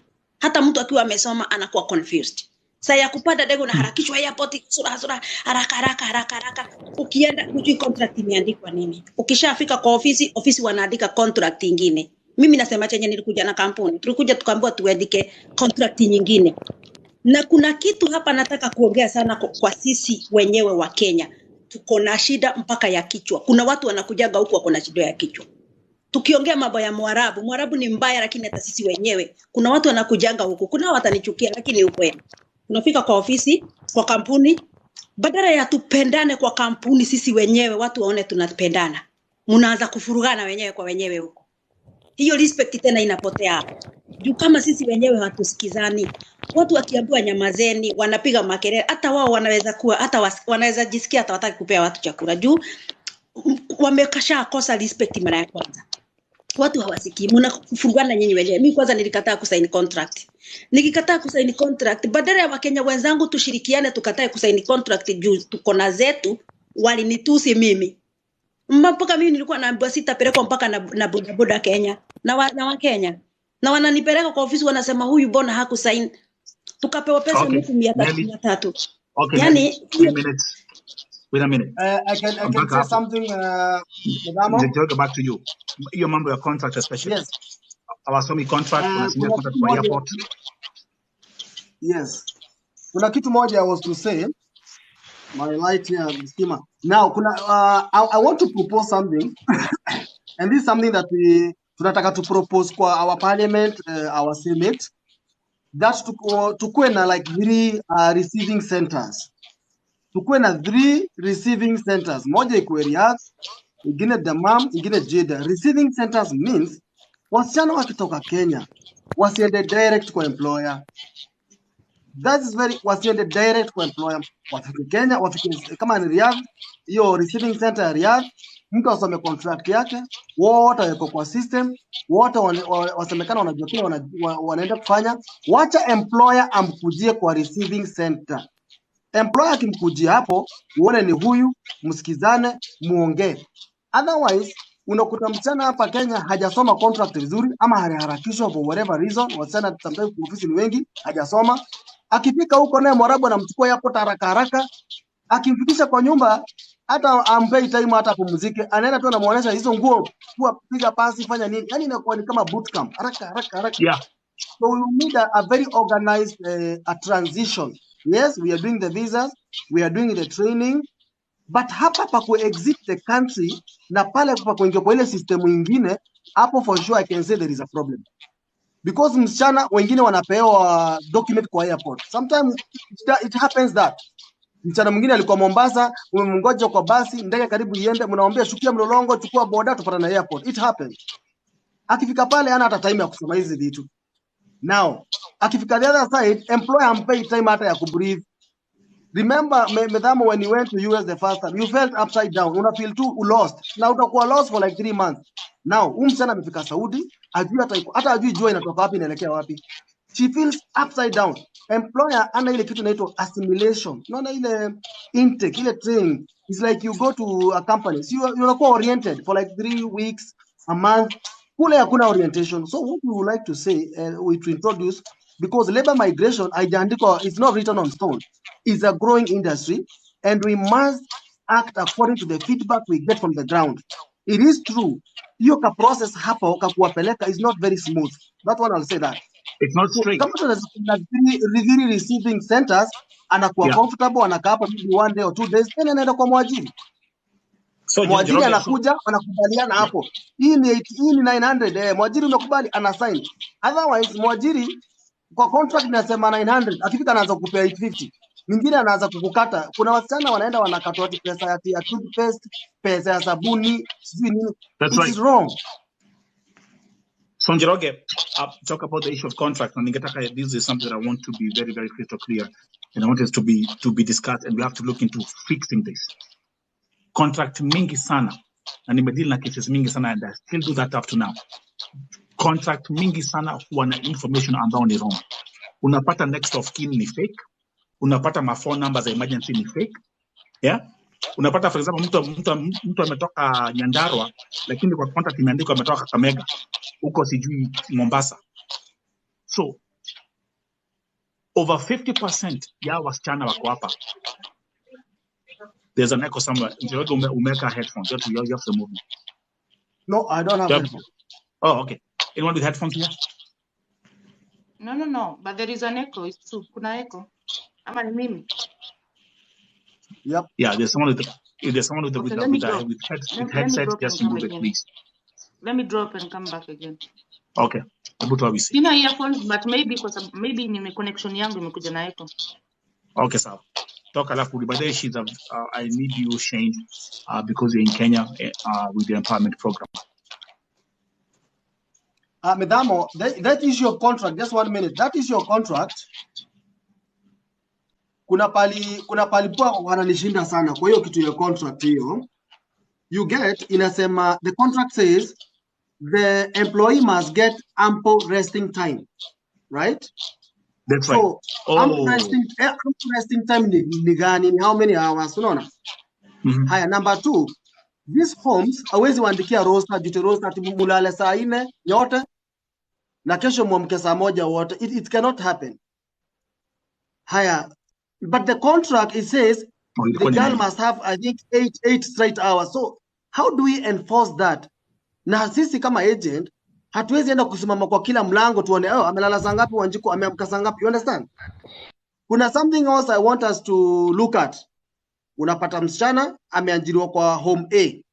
Akishafanya kazi yake, akimaliza wanamchukua wanampeleka kwa aunti yao, ako tu area hapo, wanapeleka kwa aunti yao. Akilalamika wanamwambia tumeenda kutembea. Akimaliza kwa aunti wanampeleka kwa grandmother. Yani ni kama kauri baro walinunua. You understand? Na msichana akikataa wanaanza kumthreaten. So that's one thing we will need to talk as an industry. that thing Yeah. is happening, it's wrong. Ati hawataki kuona msichana amesimama, you know. Hakuna off. Njoroge, Hakuna hebu off na just hawataki ask. kuona amesimama. So that one we really need, and some of these employers wanakuambia we need to have a way of blacklisting some of those crazy employers because they are there. Njoro, tufanye hivi. Uliza, kwa sababu hapa tuko wengi. This broadcast we have a lot of people watching this broadcast. Wale ambao mko Saudia, wale ambao mko Lebanon, hebu andikeni kwa chat sahi. Ni wangapi hapa hawapati a day off? Inueni mikono juu. Just with this experiment of what's happening here. Wasichana wanafanya kazi kama punda 7 days a week, some 18, 19, up to 20 hours a day. There you go. You see this? You see this? No off. Hata wajui no days off ni nini. Njoroge, wasichana ambao usafiri na wale ambao wanasafiri na ofisi yako, do they have a day off? Some do get off, and the truth is some do not get day off. That's the fact of the matter. Some do get and some don't. So how do you handle that? We have complained about the contract, and we have not seen this contract changed. And you know, whenever you interrogate the employer sana, either anakublock, sisi wenyewe my employers want to block.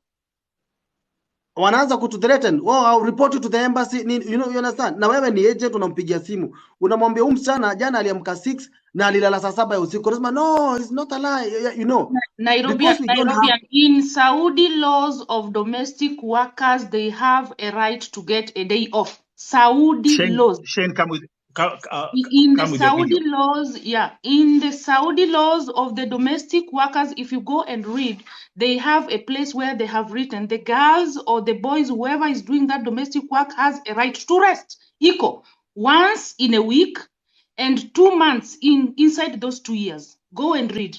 Kwa hivyo, if an agent is not telling this girl that you have a day to rest, that you have a right you have to work for 8 hours and not 15 hours. If an agent is not telling me, how will I know that? Umenitoa huko ushago huko Dala, you brought me to Nairobi, huko ni train, you did not give me social support hakuna, you did not give me the enough information, umenipeleka kule, you don't tell that boss that me as a worker, I have a right. Then you want that boss to respect me. They won't respect me. Hawatam respect. Because wewe kama agent, unataka kuwa unanisimamia mimi. How do you trust me? How do you trust me when you're not? How do you employ me when you don't trust me? Unani-employ na hauni trust. Wakati niko na shida peke yake, unanitoroka. There is. Nani amenda? Enda kwa Google sahi. Go and look on domestic workers. Laws of domestic workers in Saudi Arabia. Very clear. And these people know. I normally tell my girls, go and download the domestic workers law in Saudi Arabia. We are not disputing that. And I would like us to look at the facts. We would like to look at the facts. We are not disputing that. What we are saying is the enforcement part of it. How to enforce that. Now, let's look, everybody coming to Saudi right now. What wanapitia Mosanad? Ile situ inaitwa Mosanad. Mosanad inasainiwa na watu waine.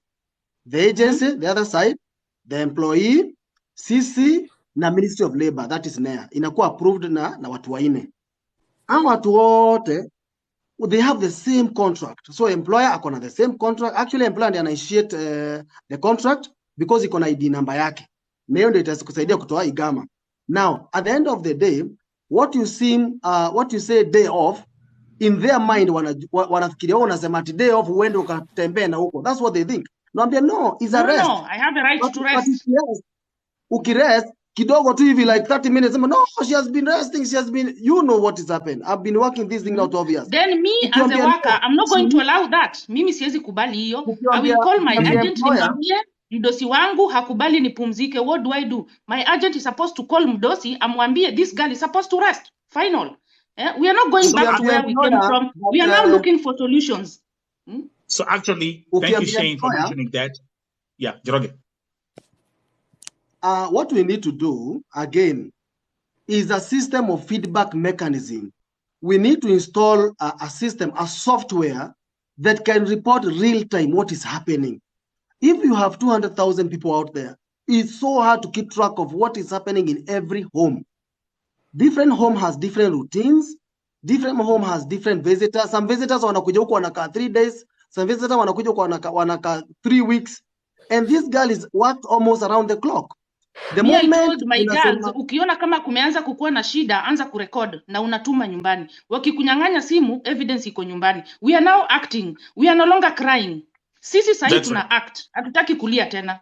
We are now acting. Is either the government itengeneze principles, we go under good working conditions, mi ama nataka wafunge kabisa.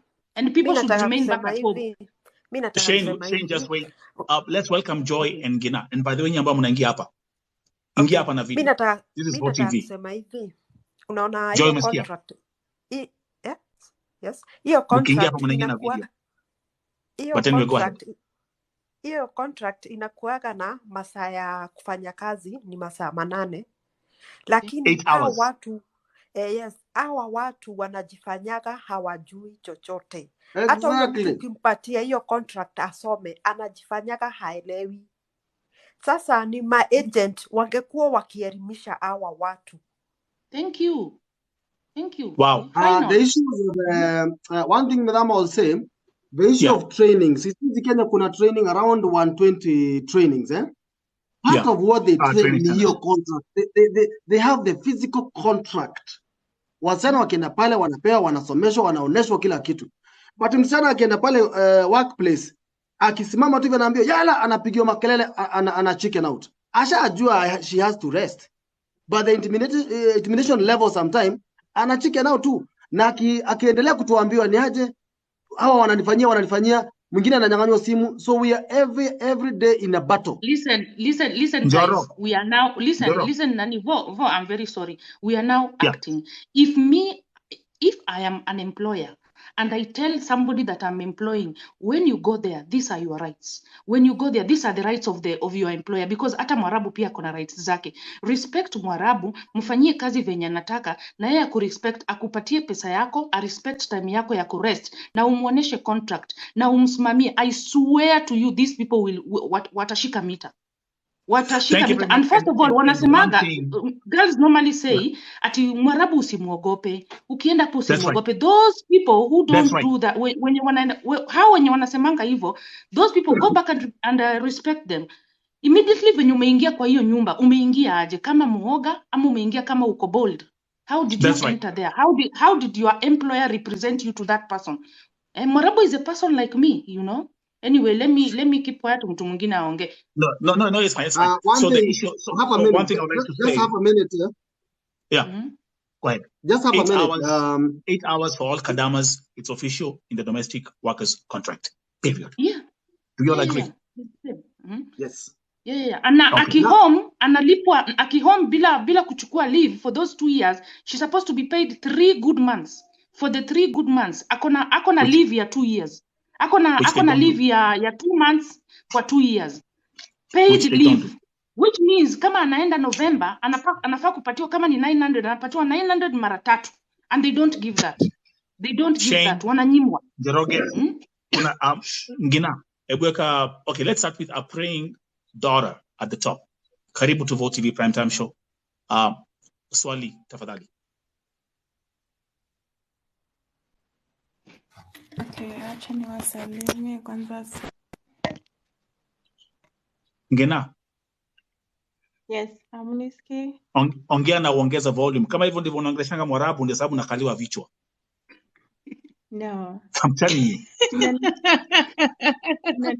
Sasa. Go ahead. Mnanisikia? Yeah. Mi kitu nasema hao Waarabu si watu wote wako wabaya, because nimepitia challenge kwa nyumba 3. Mi nilikuwa nafanya house to house. Uko wapi? Nyumba ya kwanza niko Saudi. Okay. Nilipitia nyumba ya kwanza shida, nyumba ya pili shida, ya 3 shida. Nikasema like nilikuwa karibu ku give up nirudi nyumbani Kenya. But nikasema Mungu, kama uliamua kunitoa Kenya mpaka unifikishe Saudi, mbona uniache niteseke? Nikavumilia nyumba ya 3. Nilikuwa nalala chini, narusha tu blanket, najifunika kitambaa Sikupenda ile kwako kitambaa Maria. yenye tunapewa kwa airport kwa ndege. Sikupenda kwako, pole. Nililala 3 months full, 3 months hapo chini. Nilikuwa nashinda tu kuomba Mungu, kama uliamua niteseke, wacha tu niteseke, lakini familia Wewe yangu nakwale isaidike. ulikuwa unalala chini ya kitanda?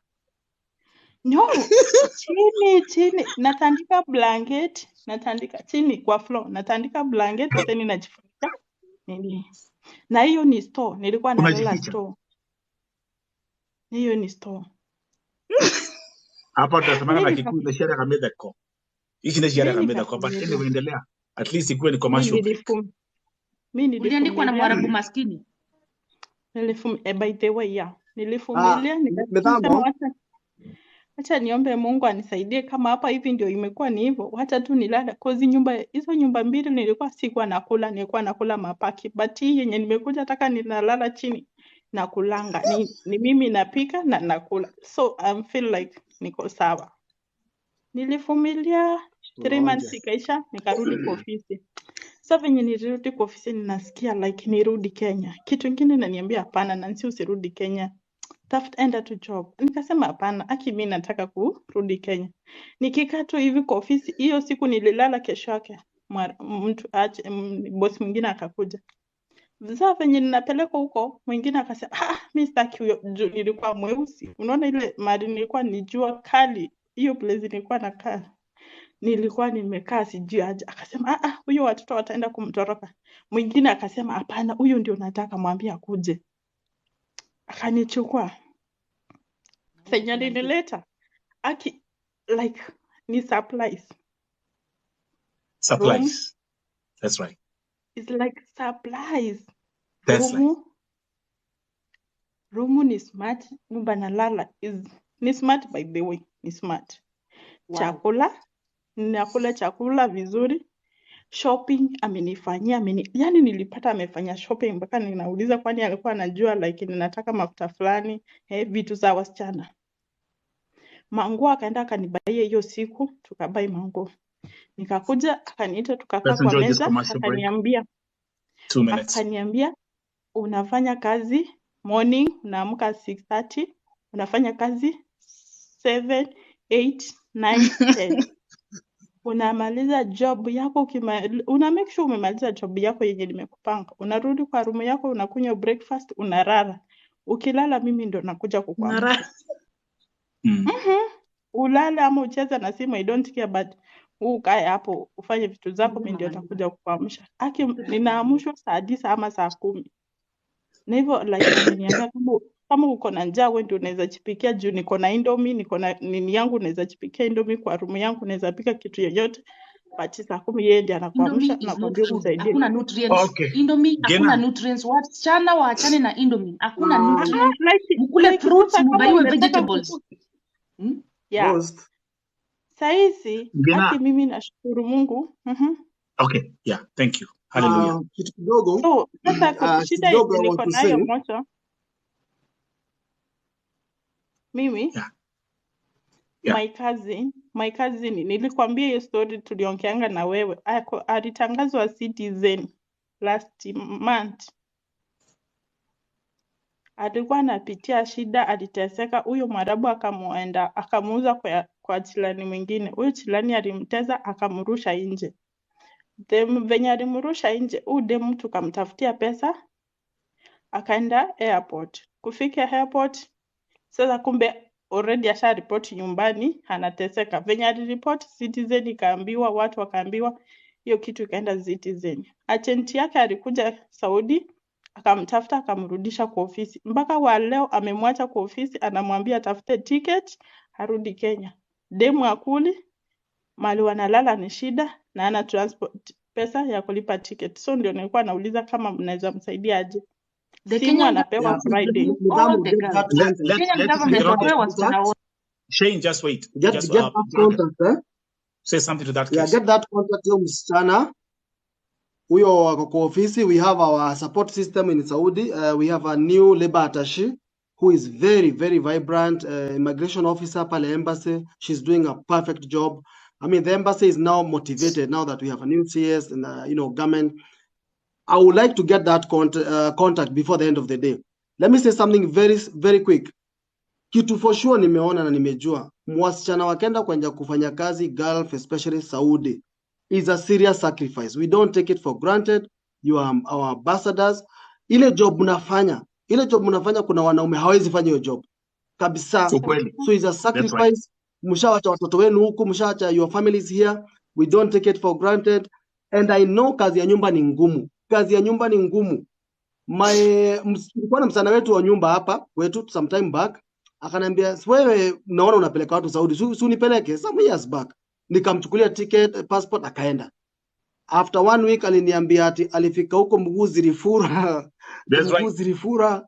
That's right. Ayani anafanya job, anashindwa kukula, anachoka tu, akisimama analala akisimama. So what I'm saying, msichana, kama wewe job yako ni msichana hapa Kenya, kazi yako ni kuocha tu mpira ya Man U na ka drink hapo kwa shopping center, hiyo job ya Saudi ni a very very tough job. Unaosha, unapika, unafanya nini, kitambo malisha, unaanza all over again, kuosha, kupika, yani is 24 hours job almost. So ule mtu anafikiria ati ninaenda Saudi abroad, na wengine wanadanganya, wanaweka mapicha TikTok, unaona ati pale kazi ni mingi. Ujue Mwarabu alikuwa anataka mtu wa kufanyia kazi, si hata msaidiani na yeye. Kazi yake ni akae huko, aone TV ama aende lapu zake, aende akavutesisha huko. So nyinyi girls, I give you, a heads up, na watolea kofia. You are doing a very very vital job to help your families. Na hiyo kazi ni ngumu, by the way, it's very hard. Si hata kama ile ya vijana wanafanya 10 hours, wanaenda hostel kulala. Hawa dada yetu, they are always working, so they are very strong people. But again, Njoroge, one thing I would like us to make very crystal clear kwa wale ambao wote wako hapa, ya kwamba the domestic workers contract says, and it's a law, that you're supposed to work for 8 hours na unapumzika. Now, tutafanya hivi. Kuna wasichana wanakujanga hapa. Let me actually use my favorite word, tokware. Tokware, unaona Mwarabu akiguruma, Mwarabu akinua sauti. Watu kama kina Ngina, munaingia chini ya kitanda, munajifunika na mashuka. Let me talk to you. Mimi siwezi. Nitaambia hapa Njoroge akiwa hapa, and Shane is here and those who are watching. Munisikize. Mwarabu ni binadamu kama wewe. Learn how to stand up for your right and on your own. True. Umesikia? Kuna kitu kupeleka wasichana kwa Waarabu maskini. Kuna a very simple English word which has 2 letters, says no. No moigwa. Njoroge. I mean Ngina Nancy, her story is interesting. Ametuambia vile alikuwa analala chini kujificha. Nelson. But anyway, take that, a praying daughter. Welcome to Vote TV. Ongea, utuambia what's your make a statement, alafu tuendelee kuingiza more guests. Praise God all. Amen. Mimi nilikuwa nataka kuambia, by the way, shida ni urgent. Mnanipata? Njoroge yuko hapa ni agent. Nasikiza. Nilikuwa nataka kuambia shida ni urgent. Juu mimi niko kama Ngina. Mimi niko kama Ngina. Mimi pia nafanya house to house. So mimi nimefanya nyumba ngapi? Nyumba 3. Fanya nyumba 3 mwezi wa kwanza, mwezi wa pili, mwezi wa 3. Si unajua tunalipwa na kampuni, by the way. Tunalipwa na kampuni. Sasa so wewe unaenda na kampuni, hauko na specific employer, unaenda kwa kampuni, is it? Okay. Venye tulitoka Kenya sisi tulikuja tuliletwa kwa kampuni Jeddah. Perfect. Sasa sisi tulipewa card ya bank. So lazima uende bank withdraw pesa zako ndio utransfer. So 3 months si kupata pesa. Nikajaribu kuongea na ofisi. Naongea na ofisi, ukimtumia message reply. So by the time nikamwambia sasa penye imefikia mimi miezi 3 hakuna pesa, na waongelesha hamjibu. Najua huyo agent aliniambia stop working.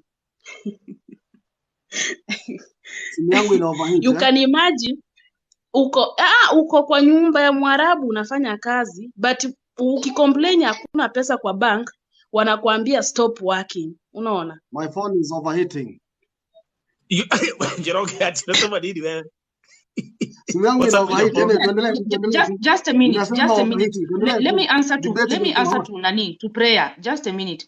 Even though you stop working ama you are working, that is not your business, my friend.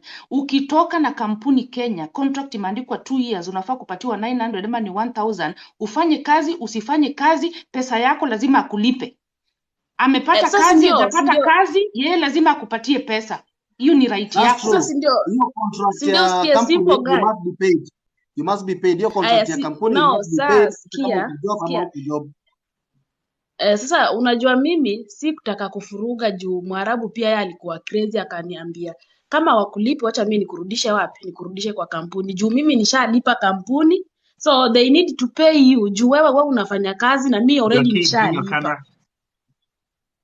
So unajua sasa sisi wanalipa na unachukuliwa. Of which sasa venye mimi nirudi kwa kampuni nikaongelesha manager. Nikamwambia manager kama mnilipi pesa zangu, haya mimi basi mnipe exit. Ananiambia you are too rude. You are rude. I will wallahi mashi salary for 2 months. Nikamwambia anti mimi wallahi 2 months no work. Kuna msemo mafi fulus mafi shughuli. Aliniambia no salary 2 months na mimi nikamwambia no go work 2 months. Si umesema no salary 2 months na mimi no go work 2 months. No go work 2 months. So where are we today now? So mimi nikaka siku ya kwanza, siku ya pili wakakuja wananiambia you have a client, can you go to the office? Nikawaambia nikaenda tu vizuri kwa ofisi, tukaelewana na client. So nikaambia manager nikaambia manager okay, niko tayari kwenda kazi, but if you will pay me my 3 months salary nitaenda, na kama mnilipi naenda narudi hostel. Ilifixiwa. Hii story ninajua hii story ndefu sana. Ilifixiwa hiyo story. Nilipelekwa bank immediately. Okay, now next question. Ulisafiri na kampuni because tulikuwa na hiyo topic Njoroge alikisema kwamba it's better we have company visas badala ya Kafala system visas. Upbringing daughter. Kuna mtu ameuliza swali hapa kama unafanya kazi na kama uko na company visa mnalipwa how much watu wa house to house? It's just 900. Njoroge, okay. Lakini ukipata 900 ni 900 na mnarudi kulala kwa kampuni. Sometime hakuna job. So sometime mnalala kwa employer, inalingana tu. Sometime utaweza kata 2 days unaenda job because kampuni mpaka ikutafutie job. Hii ni ile wanaita raha system ile day to day. So sometime kama hawana kazi unatulia. Kama wako na job mnaenda. Unaweza kuna time unaweza kaa hata 2 weeks kwa kampuni, 3 weeks. It depends. Niko na mtu hapa Magia amesema mimi ni mtu wa house to house na lipo 11. Wacha ni mdropie akuje. Let me drop for her. Hiyo house to house. Let me drop for her. Guys, kila mtu achukue action kwa mikono yake. Agents waanze kufanya kazi. Mambo ya kulia tumeachana nayo. Tusimame, be confident. Be confident. Right. Jisimamie, jipiganie, wajibika. Tafuta information. Go to Google. Google Saudi laws, laborers, anything that will save you. Tumia hiyo uomoke nayo nje. Then what Nairobi I want to compliment Nairobian, And I'm also doing golf workshops every single day. Wala nakuja hapa kwa TikTok every day. I'm doing golf workshops. Those who are coming to Vote TV primetime shows on YouTube, I'm doing golf workshops. Nimesema hii platform itakuwa ni academy because the reason most of you are failing and perishing is because of lack of knowledge. Na hapo tumeelewana. So watu wa Saudi, for example, kama sasa Njoroge na confirm. I can also say on behalf of the State Department for Diaspora Affairs, Honorable Roslyn Jogo. All the information ninawapatia. Kama kuna changamoto, kuna hotline number 2. Number 2, kuna an email address ambayo inaenda directly. I was to ask about that. I was to ask you about that. Yeah, I did that. Actually, Njoroge, for you to see how good people are here. Vote TV family, wale wamekuwa wakikuja hapa, wale ambao mko Saudia. Andikeni kwa chat right now the hotline numbers ambazo unapiga ukipita changamoto. Andikeni right now. You'll see. Watch. People who have been coming here for the workshops, utaona. Kama wewe ni Kadama. Sasa wameka ngapi? Mtu ameka 100, mwingine ameka 19911 ni gani sasa? Angalia, that's a number right there. Angalia, just look over there. They know. Okay. Okay. Hii ni information uko supposed kuwa nayo. And this number is a toll-free number. Okay? Number 2. Njoroge, you see, I'm doing a good job here. Yes. That's very important. That's very important. And also, I don't think back in Kenya, we have done enough to do civics education. Kuelimisha watu wetu. You know, hapa Kenya, okay, diaspora, you're doing very well, and even the ministry is doing well. At least kuongea. Unakuta hapa Kenya, hata sisi agent, hata wazazi. Unakuta mzazi, unamuuliza, mtoto alienda wapi? Anakwambia, adhire molemo. Alienda ngambo. Hata ukwata kukwambia ni Saudi. Unaona? Hata kukwambia ni Saudi. So, ni kama tunajificha hii jina ya Saudi. Ni kama hatutaki kuongea story ya Saudi. Ni kama kwenda Saudi ni magendo. You know? We have been licensed, na license yenyewe inaambiwa Saudi, Qatar, Dubai. But wazazi, hata government has not done enough in terms of publicizing kwa ma TV, kwa ma radio, kwa magazeti. What we hear so much kwa hizi media zote ni negative news. Hatujakuwa na effort from the government side, from the industry, sisi wenyewe private industry. Hatujakuwa na makini ama bidii kuambia watu about Saudi, kuambia watu about do's and don'ts, kuambia watu about the culture, ile tuongee explicitly, tuongee kabisa. We don't. Yani ni kama chini hivi, ni kama kuuza dawa, you know. We need to talk more. But something that we should also be very, very careful about. Again, information. Information is powerful. Information is powerful. I want you to see again the kind of work that tumekuwa nikifanya hapa on Go TV. Sure. Guys, niliwapatia email address. Kama uko diaspora na unapitia changamoto, now regardless kama ni Saudia, Lebanon, Iraq, wherever, there's an email address niliwapatia ambayo you can send an email ukiwa unapitia changamoto. Hiyo email tafadhali iandike kwa chat right now as we proceed. I've also made it very clear. There you go. You see? Njoro, angalia. Already. People are not playing. Yeah. Yes. People know. People who are coming here for these workshops, and I can tell you, it's taking me 5 seconds to answer a phone call. Kama mtu hajui kuandika email, kuja kwangu ndakusaidia. Exactly. You see, mnaandikiwa hapo. diaspora@mfa.go.ke. This email address, this is the email address of the State Department. And niliwaambia aje, actually, the government, and Njoroge, you know, Shane, you know, the government, they love operating with emails. Because once you open a thread, the thread, you can follow up on the case. Naenda. Yeah, I believe you people will make it. Yeah. Na nikaambia pia, don't forget, you can actually, ukituma email, you can always CC info@voicesoftheoppressed.com. Okay. Thank you very much. Okay, guys, I'm very proud. I'm dropping for someone mwenye ako pale kwa comment. Me, I will just tell them, I normally give emotional support, social support. Tunapatianaga pale kwa live yangu. And if you go to my profile, there's a Telegram group, join there. To stay inside for 2 years, bila kutoka nje, bila kuona jua sio rahisi. You need people. You need someone to talk to. So follow me, muni join pale kwa live, then we will talk more and more. We will work together with Vote TV and Nairobi. And thank you guys for hosting me. Thank you very much, Shane. I appreciate you. And by the way, Njoro, umeambiwa simu yako inapata joto kwa sababu ni techno. Just saying. Thank you. I was to say something small, eh? Yeah.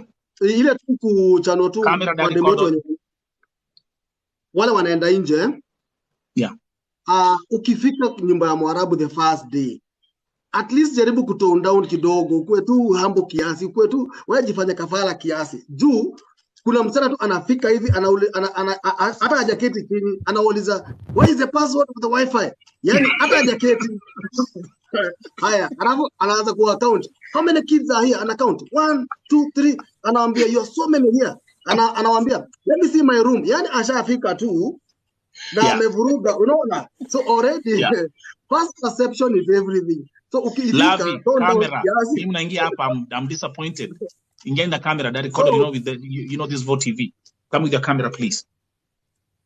So ukifika we skiza Njoro alafu ameingia hivi, ashapatiwa password, ameingia bedroom, amefunga mlango, ameingia TikTok, ameanza baby nana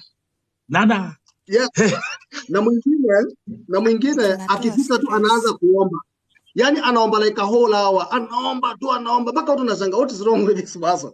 So yani kwa assimilation ile kuingia tuingie mdogo, usikuwe na simu mpaka unaona huyu atafanya job. So pole tu dhimera, yani una dhimera for the first 3 days, watu kukafala at least one he's humble, lakini ukifika unaanza kuwahesabu.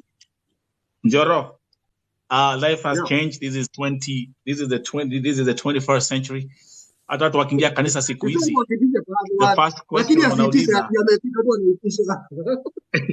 Njoro, watu wanaingia kanisa siku hizi ndio wanauliza kama kuna wifi huku. Just saying. Let's welcome Fiona, please. Fiona, uko wapi? Hey, shalom. Hey, volume. Hello. Wanipata? Hello. Yeah, uko wapi? Hello. Mimi niko Jeddah, Saudi. Okay. Sema. Yeah. Okay, mimi naweza zungumzia tu kwa ma-agent tu, hapo kwa agent. Because for the first time mimi nilikuja kwa hii nyumba. Saizi niko na 6 months. But venye nilikuja kuna sijui nilikuwa nikukaribishwa, sijaielewa. Nilikuwa na changamoto ile ya nikienda kulala usiku naamka napata nimekatwa. Unaona? Ngoja, sorry. Ni comment nimeona hapo ifani cheke. So si story yako, but anyway go ahead. Sasa nilikuwa naamka napata na nimekatwa. Sasa nashindwa kukatwa imetoka aje? Sasa there was a day nilikuwa naomba, sasa nikaamka kumaliza tu hivi nikakatwa tu kwa mkono, sikuona. I saw there's a light tu hivi once kuangalia mkono. Unamaanisha kukatwa mwili, unakatwa hivi kama kukatwa? Yes, unakatwa, unaona damu na ujui nimetoka aje. Unaona? So kuna day nikaomba. So ilifanyika mara 3, nikashindwa ni nini inaendelea. Sasa siku ya 4 ilikuwa naomba, ilikuwa saa 6 kumaliza tu hivi nikaona light tu once, kwenda kuangalia pili sikuona, kuangalia mkono nikasikia uchungu, kuangalia nikaona damu inatoka. Nilikuwa confused na nilitext a message ile tu like the world is ending. So nikajaribu kutext agent wangu mwenye aliniconnect Kenya. Hakutext, nilimtumia kila kitu hadi nikamtumia evidence. Hakurespond until today. So nikakuja nikasema hii sasa sijui kitu nitafanya, because mtu alitupeleka airport pia, huyo manager wake pia nikaongea na yeye, hakurespond and they are viewing my status. Nilikuwa so annoyed sana. So from there nikasema now it's my time to commit myself with the code. Unaona? And from that day sijawahi katwa. And from that day mama wa hii nyumba, yes, hatupatani. Akiniona anatuma bwanake nitoke jikoni. Damu yetu hivi haipatani. Sasa from there Goja, Fiona, just wait for one second again, kwa sababu naangalia time, naangalia 3 minutes each. Njoroge. Yes. Let's put yourself in a situation. Huu ni msichana ambaye umepeleka Saudi, ameanza kukutumia picha ati anakatakatwa na ajui kule hizi mambo zinatokelezea. What would you do? It sounds scary already. I mean, that one sounds scary. kuna mtu alisema do you hear this kind of stories, by the way? Ushaisikia mambo za mapepe ya Saudia? Nishasikia story but I'm yet to, but nishasikia ati kuna hiyo. So kuomba ni muhimu sana, na one thing I'm sure right now, the government now through our president is very serious, kila mtu ashughulikie. Unaona wametoa hizo namba. Haya, najua there is a new labor attaché, the embassy is open. The only thing we can ask is to have one consulate in Jeddah, one consulate in Dammam, one in Al-Koba, a consulate, a small embassy, so that wale wako hapo karibu waweze kusaidiwa. Because sometimes, as we said before, now another approach, Medamo, because we are talking about Saudi, I call it Saudi phenomenon. Philippines, they are working in 40 countries. Philippines, they are working in 40 countries. And Philippines, hawana mikono 10, ndio ikuwe sisi ndio tuko na mikono 2. You understand? That's right. You to me agree. So we are telling our government, we are really requesting that they pull up their socks very fast. Yeah. This year, what we in around 10 BLAs, 10 more countries. Bahrain ilifungwa, Jordan ilifungwa, Oman ilifungwa. Yani zinaendelea kufungwa, Kuwait ilifungwa. You understand? Dubai ilifungwa, hiyo ni kama wanachukua kamoja. So we would like to have at least 15 countries. 15. Ile country Philippines wanafanya kazi. Sasa hizi Philippines wanafanya kazi Malaysia, wanafanya kazi Hong Kong, wanafanya Japan. Philippines are working in 40 countries. So that Mkenya anapewa opportunity.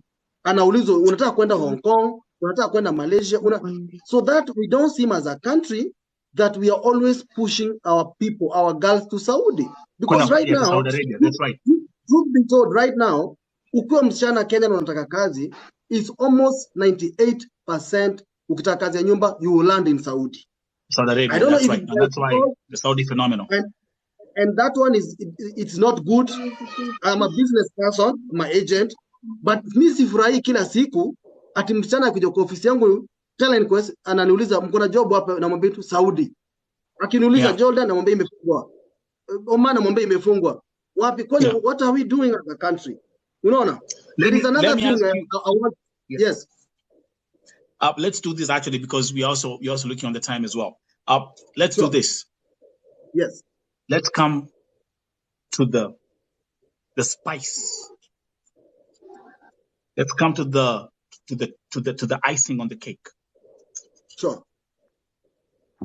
Story ya Kemboi na Dalala. Yeah. The foreign minister, Dr. Alfred Mutua, has said that 30% ya wasichana wa Kenya wana Kemboi nchini Saudi Arabia. Na kwa sababu I'm saying exactly what he said on the interview with Jeff Koinange. Alisema ya kwamba kwa sababu wanaambiliwa kazi huko nje na madalala, wanaambiwa you can make more money, alafu wanajipata wakifanya maovu, mambo za umalaya, mambo za kuuza nyanya, mambo za kuinua miguu, mambo za kujipea raha. Tutaingia hii topic right now. Meanwhile, let me welcome kuuza nyanya. User akoko juu. Njoroge, ulikuwa Saudi Arabia. Yes. It is true. It is happening. Na kweli kuna wale wanakimbia Kemboi juu wameteseka, it's a fact, na maybe wajapata usaidizi on time, it's a fact. Lakini kuna wale wamepata opportunity. Kama niliingia Kemboi in Riyadh, kitu kwa group ya Facebook, nikasema I'm in Riyadh, nini nikaongea hapo. And I saw some messages inaingia kwa my inbox, wananiambia utaweza nikemboisha. I found like 3 girls waliniuliza hivyo, utaweza nikemboisha. So nikawauliza what's the issue? True. I have those messages. Nikamuuliza what's the issue? Akaniambia unajua uko nje nasikia watu na kidogo mob, you know. So it's true kuna wale wanapotea because wako na shida, na kuna wale pia wanapotea because wanasikia nje kuna shida. But I also talked to one girl na ako nje, tuli meet ako nje. Akanambia unaona historia ya kukemboi, hata ukikomboi sometime you don't make as much money. Nikamuuliza yes, it's true. Yeah. User, welcome to Vote TV Prime Time Show. Unaona simu ya Njoroge niwaambia ni Techno. Inaonekana ime overheat. Hajaifanya interview ndefu kama hii. Meanwhile, wacha ni welcome Maureen. These names are tough. Yeah. Njoroge, we'll wait on you as we proceed. Now, story ndio itafunga chapter. Mi Nelson, Wapatie I mfano. have a question before uendelee. Nalala hapa ninalalanga na mtoto. Okay, sawa. Endelea. Mtu akimaliza contract anafaa kulipwa pesa ya vacation. Ni lazima? No, it's not mentioned. I've never seen a contract that mentions that. Because I can only talk about the contract. Unaelewa? Yeah, I can only talk about the terms and conditions ambazo ziko kwa contract. Uko wapi my sister? Niko Saudi. Okay, so again, actually people are saying angalia hapo kwa comment mtu amesema no. Okay? Okay, meanwhile, thank you. Okay, welcome. Have a good night. Maureen, karibu. Nilikuwa nauliza hii issue ya niko na swali mimi. Kama one by uko na one, nini? tafadhali. Nauliza hii issue. Hello, nauliza hii issue ya kama umemaliza contract, hizi miezi 3 zenye wanasema lazima ufanye ndio home ziko kwa contract ama ukimaliza contract unaenda home direct? Uko Lebanon? Saudi. Okay, so hiyo issue ya 3 months extra ni kitu nimekuwa nikisikia the whole time. Na wacha nitaleta Njoroge hapa again akituma request. One thing I know, Lebanon ni mandatory. I brought nasema issue ingine. Can I finish? Issue ingine. Can I finish? Nasema no. Nasema issue ingine. Nasema issue ingine. Yeah. Nasema issue ingine ni au ma-agents wanawafundisha wasichana huko Kenya na mtu apewe contract aisome vizuri kwa makini, si ati apelewe airport ama mahali pengine, apelewe kwa ofisi, asomeshwe vizuri, aelimishwe na ajue rights zake. Jua watu usipojua rights zako na ukikuwa muoga wanakukalia. Sasa unafaa unakaa tu kichwa ngumu na unakuwa mkali pia hata wewe. Huwezi kuchezea. Mimi siku za kwanza kwa nachezea, lakini siku hizi navaa tu sura ya kazi. Na hakuna mtu anacheza na mimi. So my VOTV primetime show has been taken over by Maureen. But anyway, that's a good point. Pia tumeongelea mambo za kusoma contract, jisomea contract yako. Hazel Vina 21, welcome.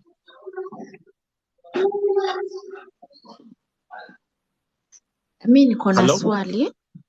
Okay. Nasema niko na swali. Tuendelee. Ni vizuri kuulizia boss wako. Ni vizuri kuulizia boss wako akupatie off ama si vizuri? Sasa again unaona again hii ni topic ambayo tumekuwa nayo hapa na tumeongea, sijui umeingia hapa saa ngapi my sister, lakini kwa contract ya every domestic worker imeandikwa ya kwamba uko supposed kufanya kazi 8 hours and you're supposed to have 1 day off. Saudi ama wapi? Saudi ni ngumu. That's by the law. Okay, hapa kwangu mimi hakuna. Kwangu mimi hakuna, nafanya kuanzia asubuhi mpaka saa hizi sijamaliza hata. Tunajua. Yes, hiyo tunajua. Lakini sikizeni kwa kichwa nani ameingia hapa na makelele tafadhali. Sikizeni. Simekuwa hapa tukiwa when we us having this conversation. Kwa the domestic contract as defined by the Ministry of Labor. Exactly, Anna, exactly. Kuna watu maleti kama hapa. Tumeongea hiyo topic for over half an hour. 8 hours a day, 1 day off. Lakini nyinyi kwa Mwarabu atakai kujua mnafanya kazi for 18 hours, 19 hours, mnafanya kazi 7 days a week. Na hii ni story ambayo tumesema ya kwamba lazima ishughulikiwe. Kwa sababu nyinyi mnaambiwa hakuna no day off. Okay. Kuna mtu yuko taki kwanza hapa kuwe na mambo. So that's it for that issue ya mambo za day off. Let me welcome my sister user 239. Lakini again kuna kitu ningetaka kuambia. Kama hamjaona interview ya Dr. Alfred Mutua na Jeff Koinange, watch that interview. Mimi hiyo interview nimeiona, Mimi na nimewatch nitawaambia lakini hivi, si amedanganya. blood pressure imenipanda, especially yale amesema. Hakuna pahali Mutua ameongea mambo za wasichana kuteswa. Hakuna pahali Mutua ameongea mambo za watu kupitia changamoto. Hakuna mahali Mutua ameongea mambo za wengine kuuliwa. Hakuna mahali ameguzia. The only point amefocus nayo sana ni mambo za Wakenya kuuza changa. Amesema hiyo anapika buchanga. Amesema hiyo. Mambo za Makemboi kwenda kupiga umalaya. Kweli si kweli? Na Go and watch kutoroka that thing. airport. Go and watch that thing. Kutoroka airport. Mnaambia mkifika airport at 30% hata mufiki kwa kafiri. Mnatorokea airport. So yes, that's exactly where we are. Again, I'm going to keep on taking some some guest requests. We have 10 more minutes. This has been a very, very productive conversation, and I also want to thank David Njoroge amekuja hapa na ameongea kwa sababu wacha niwaambie, agents wengi they never love facing me in a conversation. Kwa hivyo I really thank David Njoroge yale ambayo tumeongea. My sister user 239704, nini kuna kitu ungetaka kuongezea? Okay, endelea. Mimi ningependa kusema hapo. Unaona hizi contract tunapewa tukiwa airport wakati tuko karibu kwenda, yani tuko karibu kumalizia ndio tunapewa. Alafu kuna hizo vitu wanatoa vitu fake. Akishwale hiyo kitu inaniuma vibaya sana. Sababu kama mimi nishaenda Qatar but sikukaa, kulikuwa na changamoto. Nikarudi Kenya, nimekaa but sasa niko Saudi. Kadi ya Aeroviva wanatoa vitu fake. Yeah, hiyo wote tunajua. Fake yellow fever na card. Ni makosa sana. Yeah. Ni makosa, hawana huruma na sisi. Hajao ni wapewe pesa. Alafu watulete huku. Hiyo imeisha. Ndio maana maybe wametoka. Maybe watu wengi hata mtu akikuja huku kukojeka ni rahisi. Kama hiyo shindano hujadungwa, mi I thank God nilikuwa nishadungwa. Nilijilipia mi mwenyewe. Sasa nilipokuwa hata nataka kupeana hiyo yangu, niko na mbili, niko na hiyo fake na niko na yangu original, nilienda nikadungwa Mombasa. So maagent wakuwe serious. Hakuna mahali ile shida ambayo tuko nayo kubwa, na in fact tumeweza pia kuaddress kwa hii conversation ni kwamba shida kubwa ni ya maburukenge. Kumbukeni ya kwamba kwa system ya NEA, sikizeni hapa kwa makini, nitarudia tena, kwa system ya NEA tuko na only 600 registered agents. Actually to be accurate, tuko na 683 agents. Lakini my sisters and my brothers, Kenya on the ground, we have over 5,000 agents. Over 5,000. That's the truth. Watch and welcome Leader 315. Karibu, welcome to Voting Prime Time Show. Hello? Okay, we ameingia ana sauti. Let me welcome some more guests. Yeah. Bado kuna unaona kama mimi kwa contact yangu. Mimi nimewekewa next of kin mtu ambaye simjui. That's right. Next of kin ni fake. Inaniuma. Namba ni yani fake. Niko na That's right. Naomba Mungu tu sana nisipatwe na chochote. Mungu anijalie niko na miezi miwili nimalize vizuri. I thank God mahali niko. But huku pia ukae kichwa ngumu. Hao watu wasikukalie sana. Uende kwa mamake ufanye kazi, kwa marafiki zake ufanye kazi. Mimi za zingine jana niliweka sura ya kazi. sababu niende kwa huyu baba kwa mamake nifanye kazi, niende kwa mamake huyu madam nifanye kazi, niende kwa beste yake. Niliwaekea sura ya kazi jana, hawakuamini, but sikuongea, but nilibadilisha. Nikiangalia nyumba ni chafu na mtu ananiambia nioshe vyombo. Niliangalia sasa nikaona kitu ingine imebakia ni vacuum. Nyumba na ni kubwa na niko rafiki yake, nikaweka sura ya kazi, hata wakaogopa. So let's do this again. We are winding down. Let me welcome Harriet Jomo. Nelson, mi nilikuwa nataka kukwambia hivi. Niko na kuna mwenzangu tulisafiri wote huku, sasa amekuwa mgonjwa, alikuwa anahitajika kufanywa operation. Bosi wake akakataa kumlipia bill kwa hosi. Sasa ikabidi tuambie agent wa Kenya. Kuambia agent wa Kenya anatuambia ati huyo msichana ajilipie mwenyewe bill. So akapiga simu hadi huku kwa ofisi ya huku, akasema same kwamba waambie huyo msichana ajilipie mwenyewe bill. Ajilipie mwenyewe bili ya hosi. Sasa mimi nilikuwa nauliza hiyo ni sawa kweli msichana ajilipie mwenyewe bili ya hosi? Juu bosi amekataa kulipa, nasema hiyo pesa ni nyingi na agent nao wanalazimisha msichana pia yeye alipe. Ati wana Inchi gani hiyo? Saudi tu hii. Okay, Saudi. Na amefanya kazi huko for how long? Sasa hivi ako 4 months. 4 months. Yes. Nilimwambia nini hapa jana? Nimekuwa nikisema aje hapa? Let me tell you something. Na mtanisikiza kwa makini tena.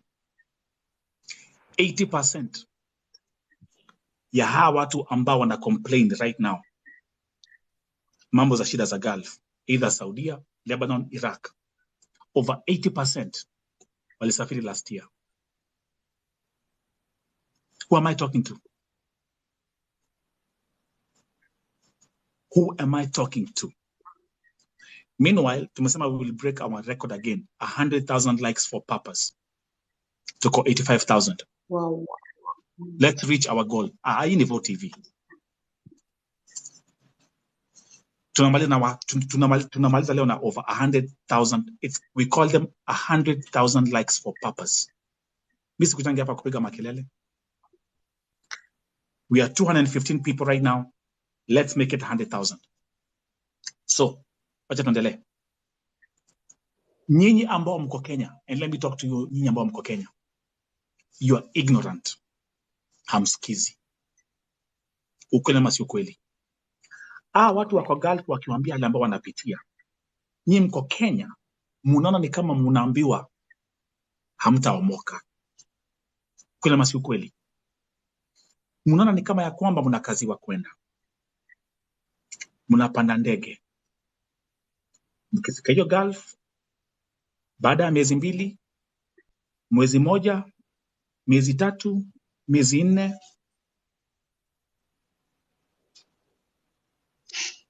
I want to go back home. That's the reality. Huo ni ukweli. Na ukweli wa umma. My sister Harriet Njomo. Watu wanasafiri huku na fake yellow fever certificate.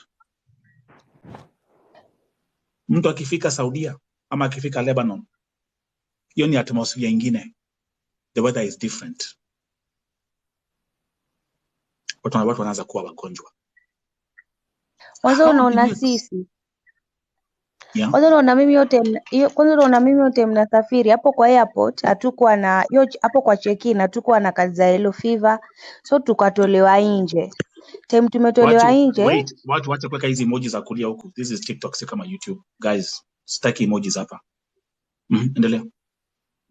So sisi hapo kwa check-in kwa airport time tukitaka kutravel hatukuwa na kazi za yellow fever, so tukaambiwa nyi tokeni nje hadi mkuwe na kazi za yellow fever ndo mkuje mtravel. So tukatoka nje, agent akatuona, akakuja, akatuuliza mbona mko nje na nimewaambia muingie ndani mtachelewa huko mtachwa na ndege. So tukamwambia tumetolewa juu hatuna kazi za yellow fever. Akakuja hapo, akakuja ongea na huyo mtu wa kwa check-in hapo. sijui kama walipatiana manini. Imagine Si ati tulipitishwa kujua, my direct. sister, Harriet Njomo, stop saying hatujui. Si umekuwa hapa the whole time. Na umesikia na simekuwa hapa tukiongea. Wanapatiwa hongo airport.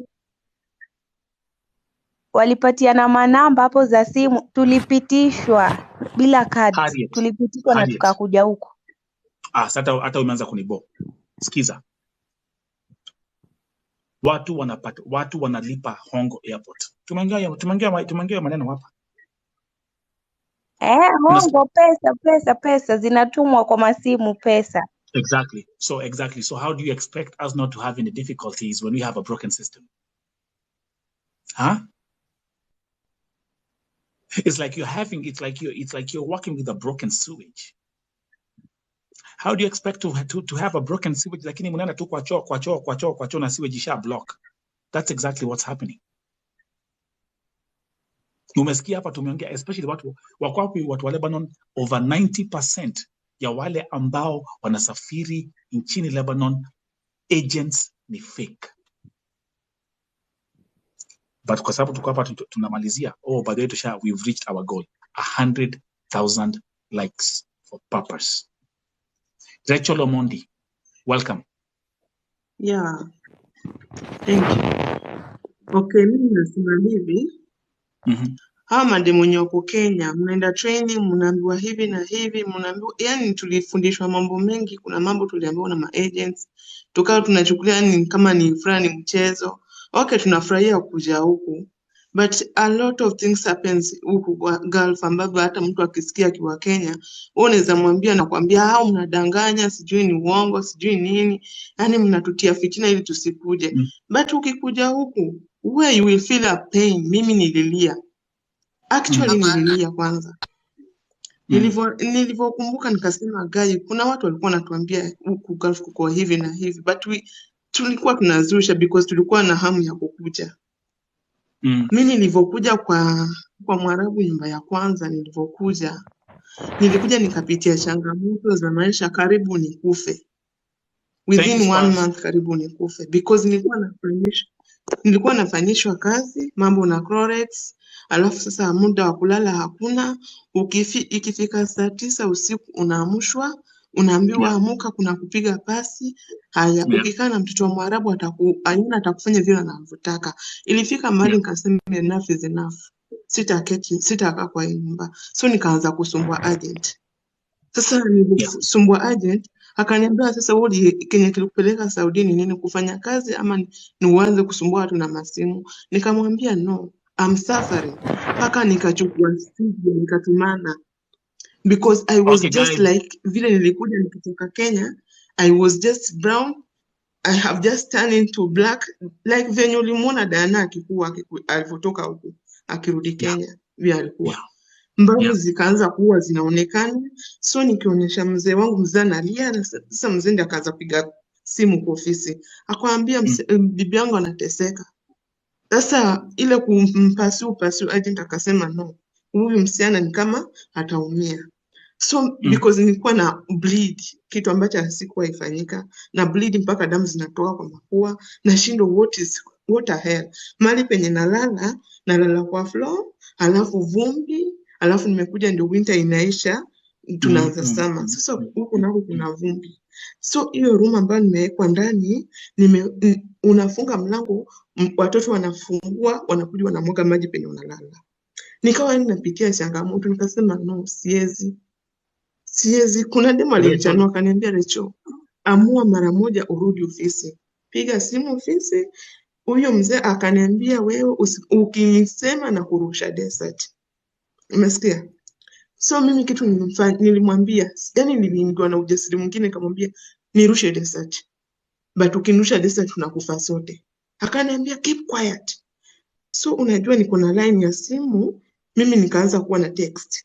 Nika-text paka nikaambia office where give us the direction where because alikuwa amefika mara anaenda kunitupa.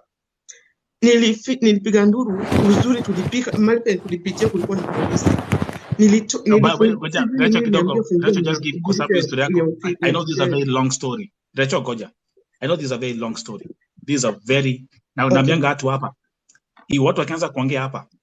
mtasikia mambo, but watu wamesema let's break our record today. Watu wamesema let's do 200,000 likes with a purpose on VoTV Primetime Show. Naona tushafika 113,000. Can we break that record in 5 minutes? Nitapatia 5 minutes. You have 5 minutes to break this record of making this broadcast 200,000 likes with a purpose. Let's cut tu hapo. My sister, wacha nipatie girl Toto Queen number 4. Welcome to VoTV Primetime Show. Okay, mi nilikuwa nauliza Naongeza kama ni volume. vizuri mtu akirudishwa.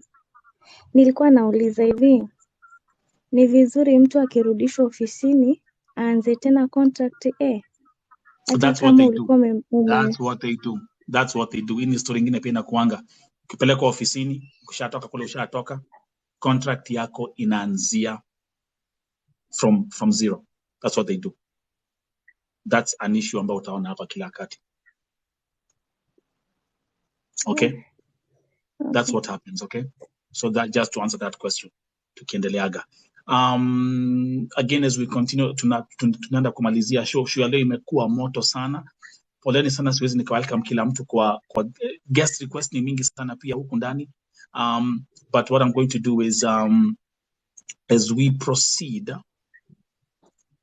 tumesema tuna break our record. Already tusha break our record. We are 123,000 likes, 124,000 likes. Let's make it 200,000 today. Today we are breaking records of all records. Tuko na Riyadh Dior. Welcome, my sister. Oh, asanti. Although mshaongelea kenye nilikuwa nataka kuulizia. Asanti. Sorry Okay. nilikuwa sijaelewa hapo. Nishushe. Okay. Ilikuwa ni historia. Okay, sawa. Kwa hivyo tusha mention story yako. Okay, sawa. Okay, I'm going to keep on. Okay, anyway, thank you very much. And just sure leo, but just to before when the sure leo umeionaje? How was it? Have you learned something new? Hii conversation ambayo nimekuwa nayo hapa na mnafanya kitu poa, by the way. It's encouraging us in some way. Tuna learn vitu mingi sana. Asante sana, by the way. God bless Thank you. Thank you very much. Okay, as we proceed, namkumbuka kwamba tumedeclare kama nimekuwa hapa nikisema huu mwaka wakitembea, wakiongea, wakipumua, wakimsifu Mungu ati washamaliza contact zao nchini Gulf. Mambo za Bajeneza tumeziweka kando. Let me give you some breaking news also. Kuna kesi moja ilikuwa imetrend sana jana, ya msichana ambaye yuko Lebanon ambaye anaitwa Praise. Hiyo kesi najua mmeiona. Let me put it in simple words ya kwamba jana huyo msichana aliniandikia, na aliponiandikia story yake ni ndefu sana, na kunitumia mpaka video, miguu zimefura, kunitumia video zile dawa anapatiwa. Okay, so guys, jana huo msichana wa Lebanon aliweza kuniandikia, nikapata ujumbe wake. Baada ya kupata ujumbe wake, niliweza kuandamana na consulate ya Lebanon. I want to thank my brother Deputy Ambassador Kasim. Hiyo kesi alichukua, na baada ya kuichukua tukaanza sasa, tunajua agency yake ni gani, tunajua yule ambaye alimwajiri kazi ni nani, na pia tunajua ako area gani uko Lebanon. And guess what happened? Leo hii Kafiri alipigiwa simu na consulate na akaambiwa kwamba Jumatatu asubuhi na mapema apeleke our sister kwa ofisi. Is that good news or is that not good news? Niliwaambia hii ni VoTV. Serikali iko VoTV. Huyo msichana Monday tumeambia Kafiri akue kwa ofisi asubuhi na mapema. Mambo za kulia ziishe. Niliwaambia hii Lebanon kwanza, hii Lebanon mimi nitaosha hii. Lebanon nitaosha. Na sikubahatisha.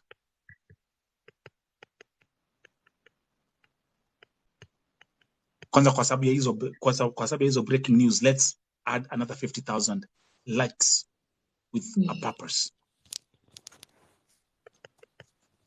Nemoigwa. Kwa hivyo our sister, I'm looking forward ya kwamba Monday atakuwa kwa ofisi. Now, another breaking update na good news. Last week, niliwaletea kesi ya ule msichana ambaye pia Saudia ameenda kutupa nguo, kutupa takataka, akapata uniform ya Kadama ikiwa na damu. Ni kesi ambayo iliweka watu wengi wasiwasi. Mimi mwenyewe hiyo kesi iliniweka wasiwasi sana. But because kuna Mungu mbinguni, kama mlivyoona, Mercy Etale aliokolewa kwa ile nyumba. And as I'm talking to you, Mercy Etale ako kwa hostel. Leo hii tumeongea. And we are doing all we can tumlipia flight ticket, Mercy Etale asafiri nyumbani as soon as possible. Mambo za kulia, mambo za machozi zitaisha in God's name. And the genesis of this chapter is right here on VOTV. Naona tumechapa 151,000 likes. Can we make it 200,000? Can we? Likes with a purpose. Let me welcome user 54495. Lea, karibu. Asante Nelson. Ongeza volume tafadhali. Naongea kwa sauti, labda ni earphone zangu ziko na sauti ya chini. Mimi nilikuwa Saudi last year. Atukuski, sorry, we can't hear you. Okay. Ongea sasa.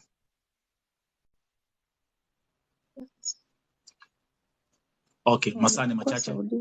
Welcome to mwingine hapa, welcome Sambu, welcome. Welcome to VOTV Prime Time Show. Tukimalizia. Asante.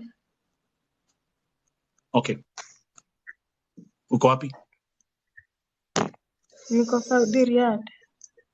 Okay, sema. Mimi sina shida, mimi naendelea vizuri. Okay, yeah. Kuna kitu ungetaka kutuambia against statement ya show ya leo? Hapana, nimekuja kama mnaendelea sasa, sijui mlikuwa mnaongelea nini. Kwa hivyo tu umeingia tu huko na mpango. Kakware.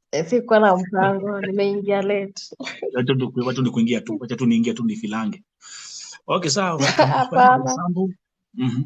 Sawa. Asante. Okay, guys. Okay, sawa. Thank you very much. Have a good day. Okay. Line hapa ni ndefu. Sorry guys, I'm just speaking randomly. Tunamalizia. Tumesema leo tuna break record. Tuko 160,000. We have 5 minutes to make it to 200,000 likes with a purpose. Sorry guys. This is history. Most of catch na kuona. Thank you. Welcome. Lydia Tundo. Yes. Lydia. Yeah. Mambo. Niko salama. Okay, tuambie. Ni yapi ungetaka kutuambia? Kuna rafiki yangu wa kulia. Mimi ni Saudi. Okay. Huyu inakaa wifi ni mushkila. Show ya leo imeshika, imebamba. Ati nini? Hello, sasa. Okay, let's welcome Tina 2023. Tafadhali welcome, karibu. Thank you so much. Niko Saudi by the way, and nilikuwa nataka kusema hivi. Me actually nilikuwa nafanya job inside and niliteseka sana for long, but ule dalala mwenye alinitoa nje ati nifanye kazi nje amekuwa mnafiki kabisa, amekuwa mwizi. Sasa So ulikuwa unafanya kazi kwa contract, ukatolewa kwa contract kwa nyumba na dalala. Hiyo ilikuwa ni topic ya leo pia. Okay, tuambie. Yeah. So aliniambia ni kuwe pesa ya nyumba na pesa ya chakula. So pesa ya nyumba ni 1,200 na pesa ya chakula ni 600.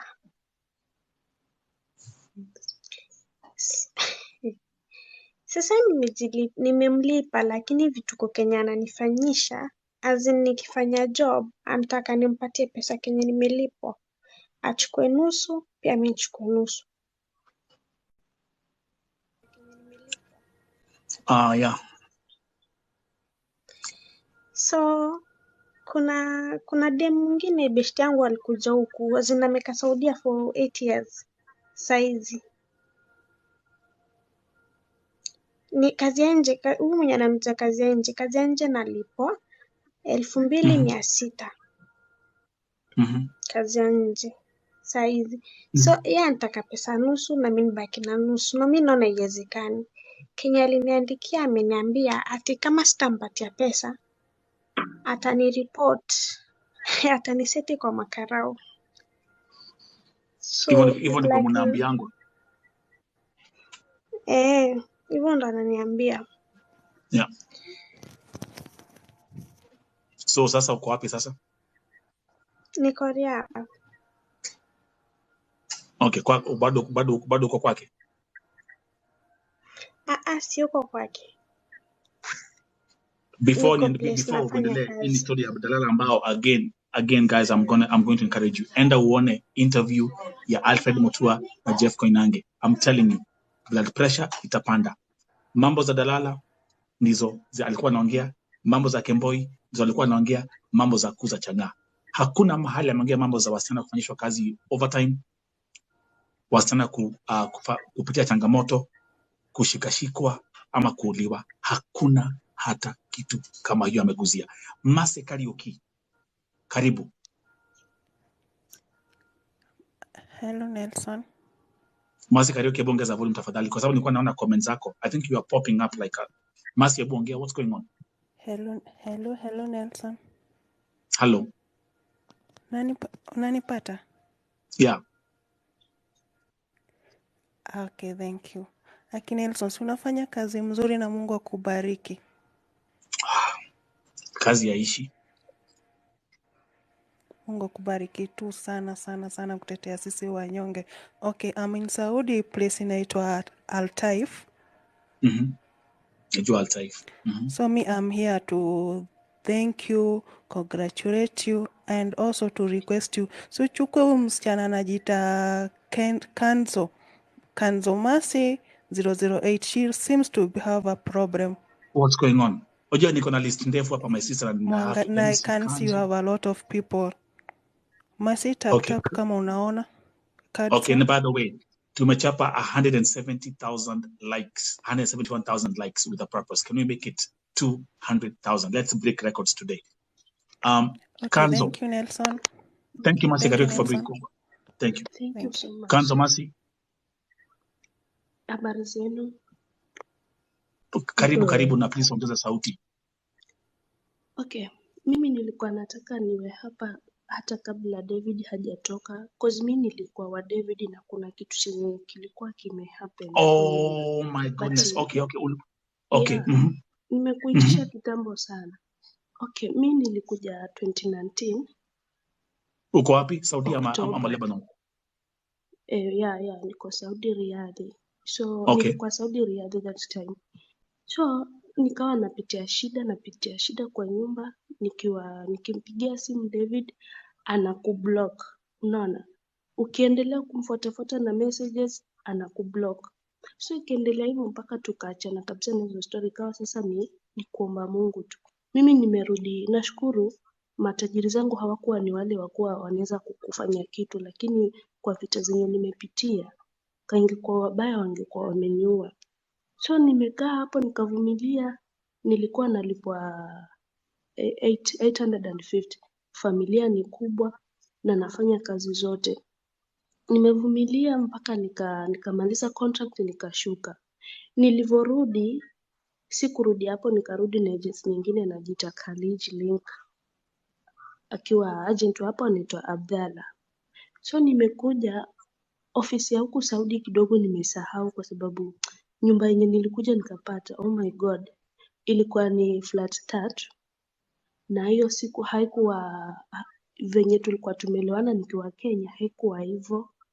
Contract nilikuja nikapata, nikapewa airport tukiingia kwa tukiwa ndo tunasafiri. Kwa hiyo hata sikuweza kuangalia contract yangu vizuri. So nimekaa hapo, kitu yenye nimepitia kwa hii nyumba ya pili after nimetokana na David, sasa ndo nimekuja college. Nimepiga simu, ni venye tu nilikemboy hii simu nikaflash, but kila kitu ningeka wazi. Walikuwa hawapokei simu zangu. Watu wa Kenya, broker na huyo agent wa Kenya ananiambia subiri, kila wakati wananiambia tu subiri, na mimi naendelea tu kuumia. Siku anapewa chakula na madam ananiambia nijilipie chakula. Ikiwa mzee yupo, ninakula tu vizuri. Lakini mzee akiondoka hali ndio hiyo. Alafu mama akanipa onyo. Akaniambia kwamba usiwahi kumwambia huu mzee kitu chenye kinaendelea. Na ukimwambia wallahi nitakukata mdomo. Okay, mimi nikamezea, but nikabaki tu ile kulia, nikamwambia mimi nataka kurudi kwa ofisi. Nilivyomwambia nataka kurudi kwa ofisi, akanambia kama unataka kurudi kwa ofisi urudi Kenya. Nikamwambia I'm ready kurudi Kenya. Akanambia it's okay, lakini kama ni kurudi Kenya ni mimi mwenyewe kurudisha, sitakurudisha kwa ofisi. Nikamwambia no, huwezi kunirudisha Kenya kama hujanirudisha kwa ofisi. Kwa sababu alivyonikujia kwa ofisi tuli agree ikiwa kuna shida yoyote mimi narudi kwa ofisi, tunakuja tunasolve. Why leo unaniambia siwezi nikarudi kwa ofisi? Yule mama alinikujia juu na akanisimamia anataka kunipiga. So mimi nikamwambia hata kama unataka kunipiga, unataka kunido anything sawa, but mimi nataka kurudi kwa ofisi. Kitu chenye aliongea hapa, alisema huwezi kurudi kwa ofisi na ole wako uje umwambie baba. So baba alivyokuja akaniuliza, Masi, nini mbaya yenye unataka kurudi kwa ofisi? Nikamdanganya nikamwambia nyumba ni ndogo, nyumba ni kubwa na hatukuelewana hivyo. Mshahara wenyewe hatukuelewana hivyo, nimekuja kupata tofauti. Akanambia basi kama hiyo ndo sababu, wewe fanya kazi tu vile unavyoweza. Fanya kazi polepole kwa sababu nyumba kweli ilikuwa ni kubwa. Fanya kazi polepole, umeona, kwa sababu huwezi ukamaliza kazi zote kwa siku moja. So tukaelewana hapo. Lakini baba akiondoka hali ndo ni hiyo. Nafanya usafi kutoka juu mpaka chini. Mama akiamka anakuja ananiambia sijafanya vizuri, narudia tena. Oh my God. Chakula hakuna, nikichukua chakula ama nikichukua ile, yani kwa mfano nililetewa mchele uko na mabuu. Yani uko na zile cobwebs zile. Huo mchele ndo ninapika huo na kunywa na chai basi. So siku moja nikachukua viazi nikasema acha nitengeneze supu. Yule mama alikuja kunirapia, akanambia ulisema kwamba hujui kupika. Nani amekufundisha kupika viazi? Nikamwambia viazi kila mahali viko. Naweza tu nikajipikia vile ninavyopenda, lakini si vile mnavyotaka nyinyi, sijui kupika. Alinambia iwe mwanzo na mwisho kuchukua viazi. So nikaa nakula huo mchele hivyo, tena nikikula mchana. Yani asubuhi nikikunywa chai, nikila mchana ile, jioni anauliza wale watoto kwa sababu yeye huwa amelala na ana mkate ambazo ananipata mimi nishamaliza kula. Anauliza wale watoto wake, Shagala mchana amekula? Anamwambia anakuja, kwani wewe unakula mara ngapi kwa siku? Unaona, ananiambia hivyo. Nilikuwa nimedhoofika, yani okay, pesa nilikuwa nalipwa 1,100, but maisha yangu ni muhimu kushinda hiyo pesa. Alafu pia venye watu ofisini walikuwa hawaniongeleshi, I swear to God, kaingekuwa hizi siku flashi simu na kuambia Nelson ningekupa kila kitu. Mimi nilitoroka ni kwa sababu ya kusave maisha yangu. Niko na 2 kids. I'm single mother. Watoto wangu kila kitu wananitegemea mimi. Huku nimetishiwa. Siku nyingine anataka kunitandika juu amenambia niende kwa dadake nikafanye kazi. Nikamuuliza how much nikienda huko. Ananiambia kwani wewe ulipwi hapa? Nikamwambia okay nalipwa. But mimi contract yangu inasema ni nyumba moja. How come sasa hii niende nikafanya kazi kwa nyumba nyingine? Akanambia wewe si mtu mzuri. Nilidhani wewe ni mtu na roho. Unaweza saidia. Nikamwambia naweza kusaidia. Lakini ikiwa wewe mwenyewe unaninyima chakula hapa, mbona mimi niwe mzuri kwako? Tukagombezana. Mimi kiukweli nimekimbia na ni Kemboy. So tafadhali, yani ninawaomba nyiwe wenye mko huko na mko na sauti, Mungu amewapa hicho kibali cha kuweza kuongea na sisi. Lilieni hao wabunge huko ama wakubwa. Sisi hatukimbii kwa kuuza makuma ama kwa kuuza chang'aa ama kwa kufanya mambo mabaya. Tunakimbia kwa ajili ya roho zetu na wale ambao tunawaacha kule. Tuko na watoto wadogo. Mimi niko na watoto wadogo, watoto wawili. Na mimi ndo baba na mimi ndo mama. Ninaangalia wadogo zangu, ninaangalia familia yangu. Ningekaaje kwa contract nikirudishwa mzigo na kule kukimbia? Huyu Alfred Mutua ni kitu gani chenye ambacho hafikiri? Mimi sikusoma lakini yeye msomi, sijui anapewa nini ama anapewa nini. Yenyewe ndugu zangu, tuombe sana sana sana, tuzidi kuomba, lakini hili pia lifikisheni. Hatukimbini kwa ajili ya malaya, na kama wapo wenye ambao wanaharibia wengine wapo, lakini ajaribu kupima.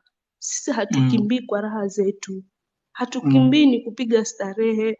Alafu huku nje nako tunakuja, unafanya kazi, madamu anakosa kukulipa kwa sababu anajua we ni Kemboy, hautaenda kumshtaki. Unaona, tunakaa huku. Mimi nilitoka since mwezi wa 7 mpaka sasa hakuna kitu cha maana chenye nimefanya, lakini nashukuru napata ile riski ya kila siku, hata kama si kila mwezi napokea, kwa sababu unaenda kazini, mara kazi unaipata sinzo unarudi kwa nyumba, lakini wanangu hawajalala na njaa. Umesikia? Kwa hiyo tuna Kemboy tukiwa tuna sababu. Hatukemboi kwa kupiga mastarehe ama kwa kufanya nini. Hiyo ndo langu nilikuwa naomba. Tafadhalini sana. Tuzidi kwa maombi, tena mzidi kuwaongea. Yani kama hii sauti inasikika, ninaomba huwa Alfred aisikie hii sauti. Mimi nilikemboi nikiwa na shida. Na madamu aliniambia hata ukienda polisi uende wapi, ama ukirudi ofisini nitakutafutia nyumba mimi mwenyewe. Na tunavyojua huku ukitafutiwa nyumba, wao wenyewe wako na ma connection, wanaweza pelekwa nyumba yenye ni worst than hiyo yake. Umesikia? Kwa hizo ndo ni vitu zenye ziko. Mimi nilikuwa nalipwa 1,100 kabisa.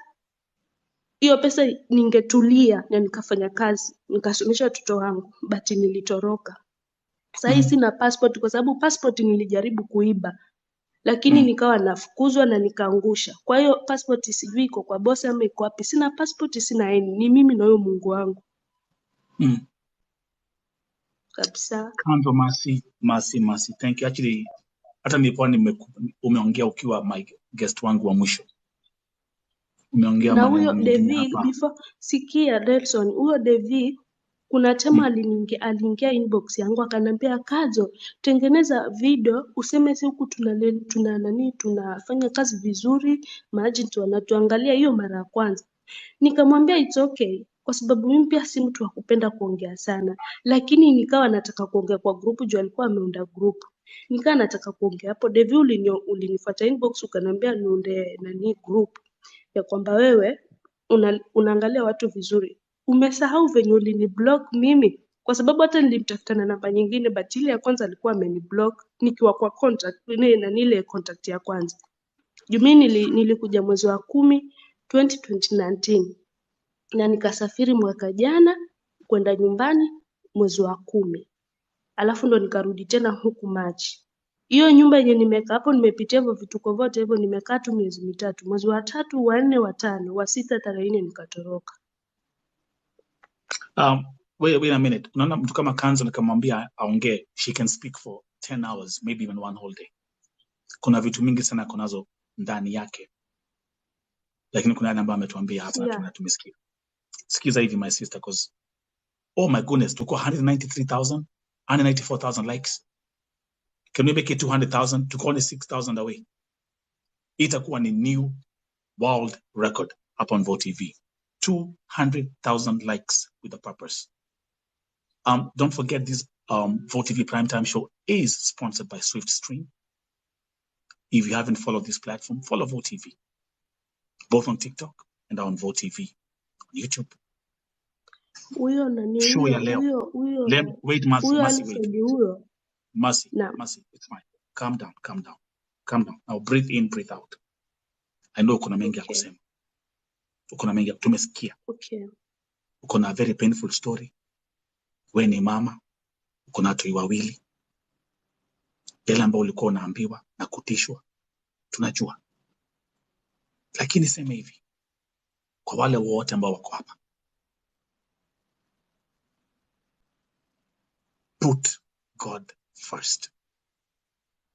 Weka Mungu mbele. Yes. Weka Mungu mbele. Na muache kupoteza muda. Don't waste time doing stupid stuff. Who am I talking to? Don't waste your time doing stupid stuff. Nyinyi wote ambao mko hapa, kuna kesi zingine niko nazo ni mbaya sana, hata siwezi nikaongea hapa. Siwezi nikaongea. Niko na kesi zingine chafu sana. I can't even talk about. Lakini mjue hivi, there's a God in heaven. Nyie ambao mko Gulf especially, juu nimewapigania sana. Kila mtu ako kwa inbox akilia, Nelson nisaidie nirudi nyumbani. Kuna mama, let me give you an example. Kuna mama jana aliniandikia akiniambia yale nitaambia familia yake akikufa. Ati Nelson, nikiuliwa kwa hii nyumba, nataka waambie familia ABCD. How should I? Do you understand what I go through sometimes? Atiambia watoto wangu. Do you know what I go through sometimes? It's not easy. But I do believe. Nikisema Mungu shuka. Kila siku nakuja hapa niko na testimony ya wale ambao tunaokoa. Wale ambao wameenda nyumbani. Wakiwa hai, wakipumua, wakitembea, wakiongea. Nimewapigania. Siwezi nikawasaidia kila mtu. I'm only one person. Siwezi nikaangalia comments zote. Siwezi nika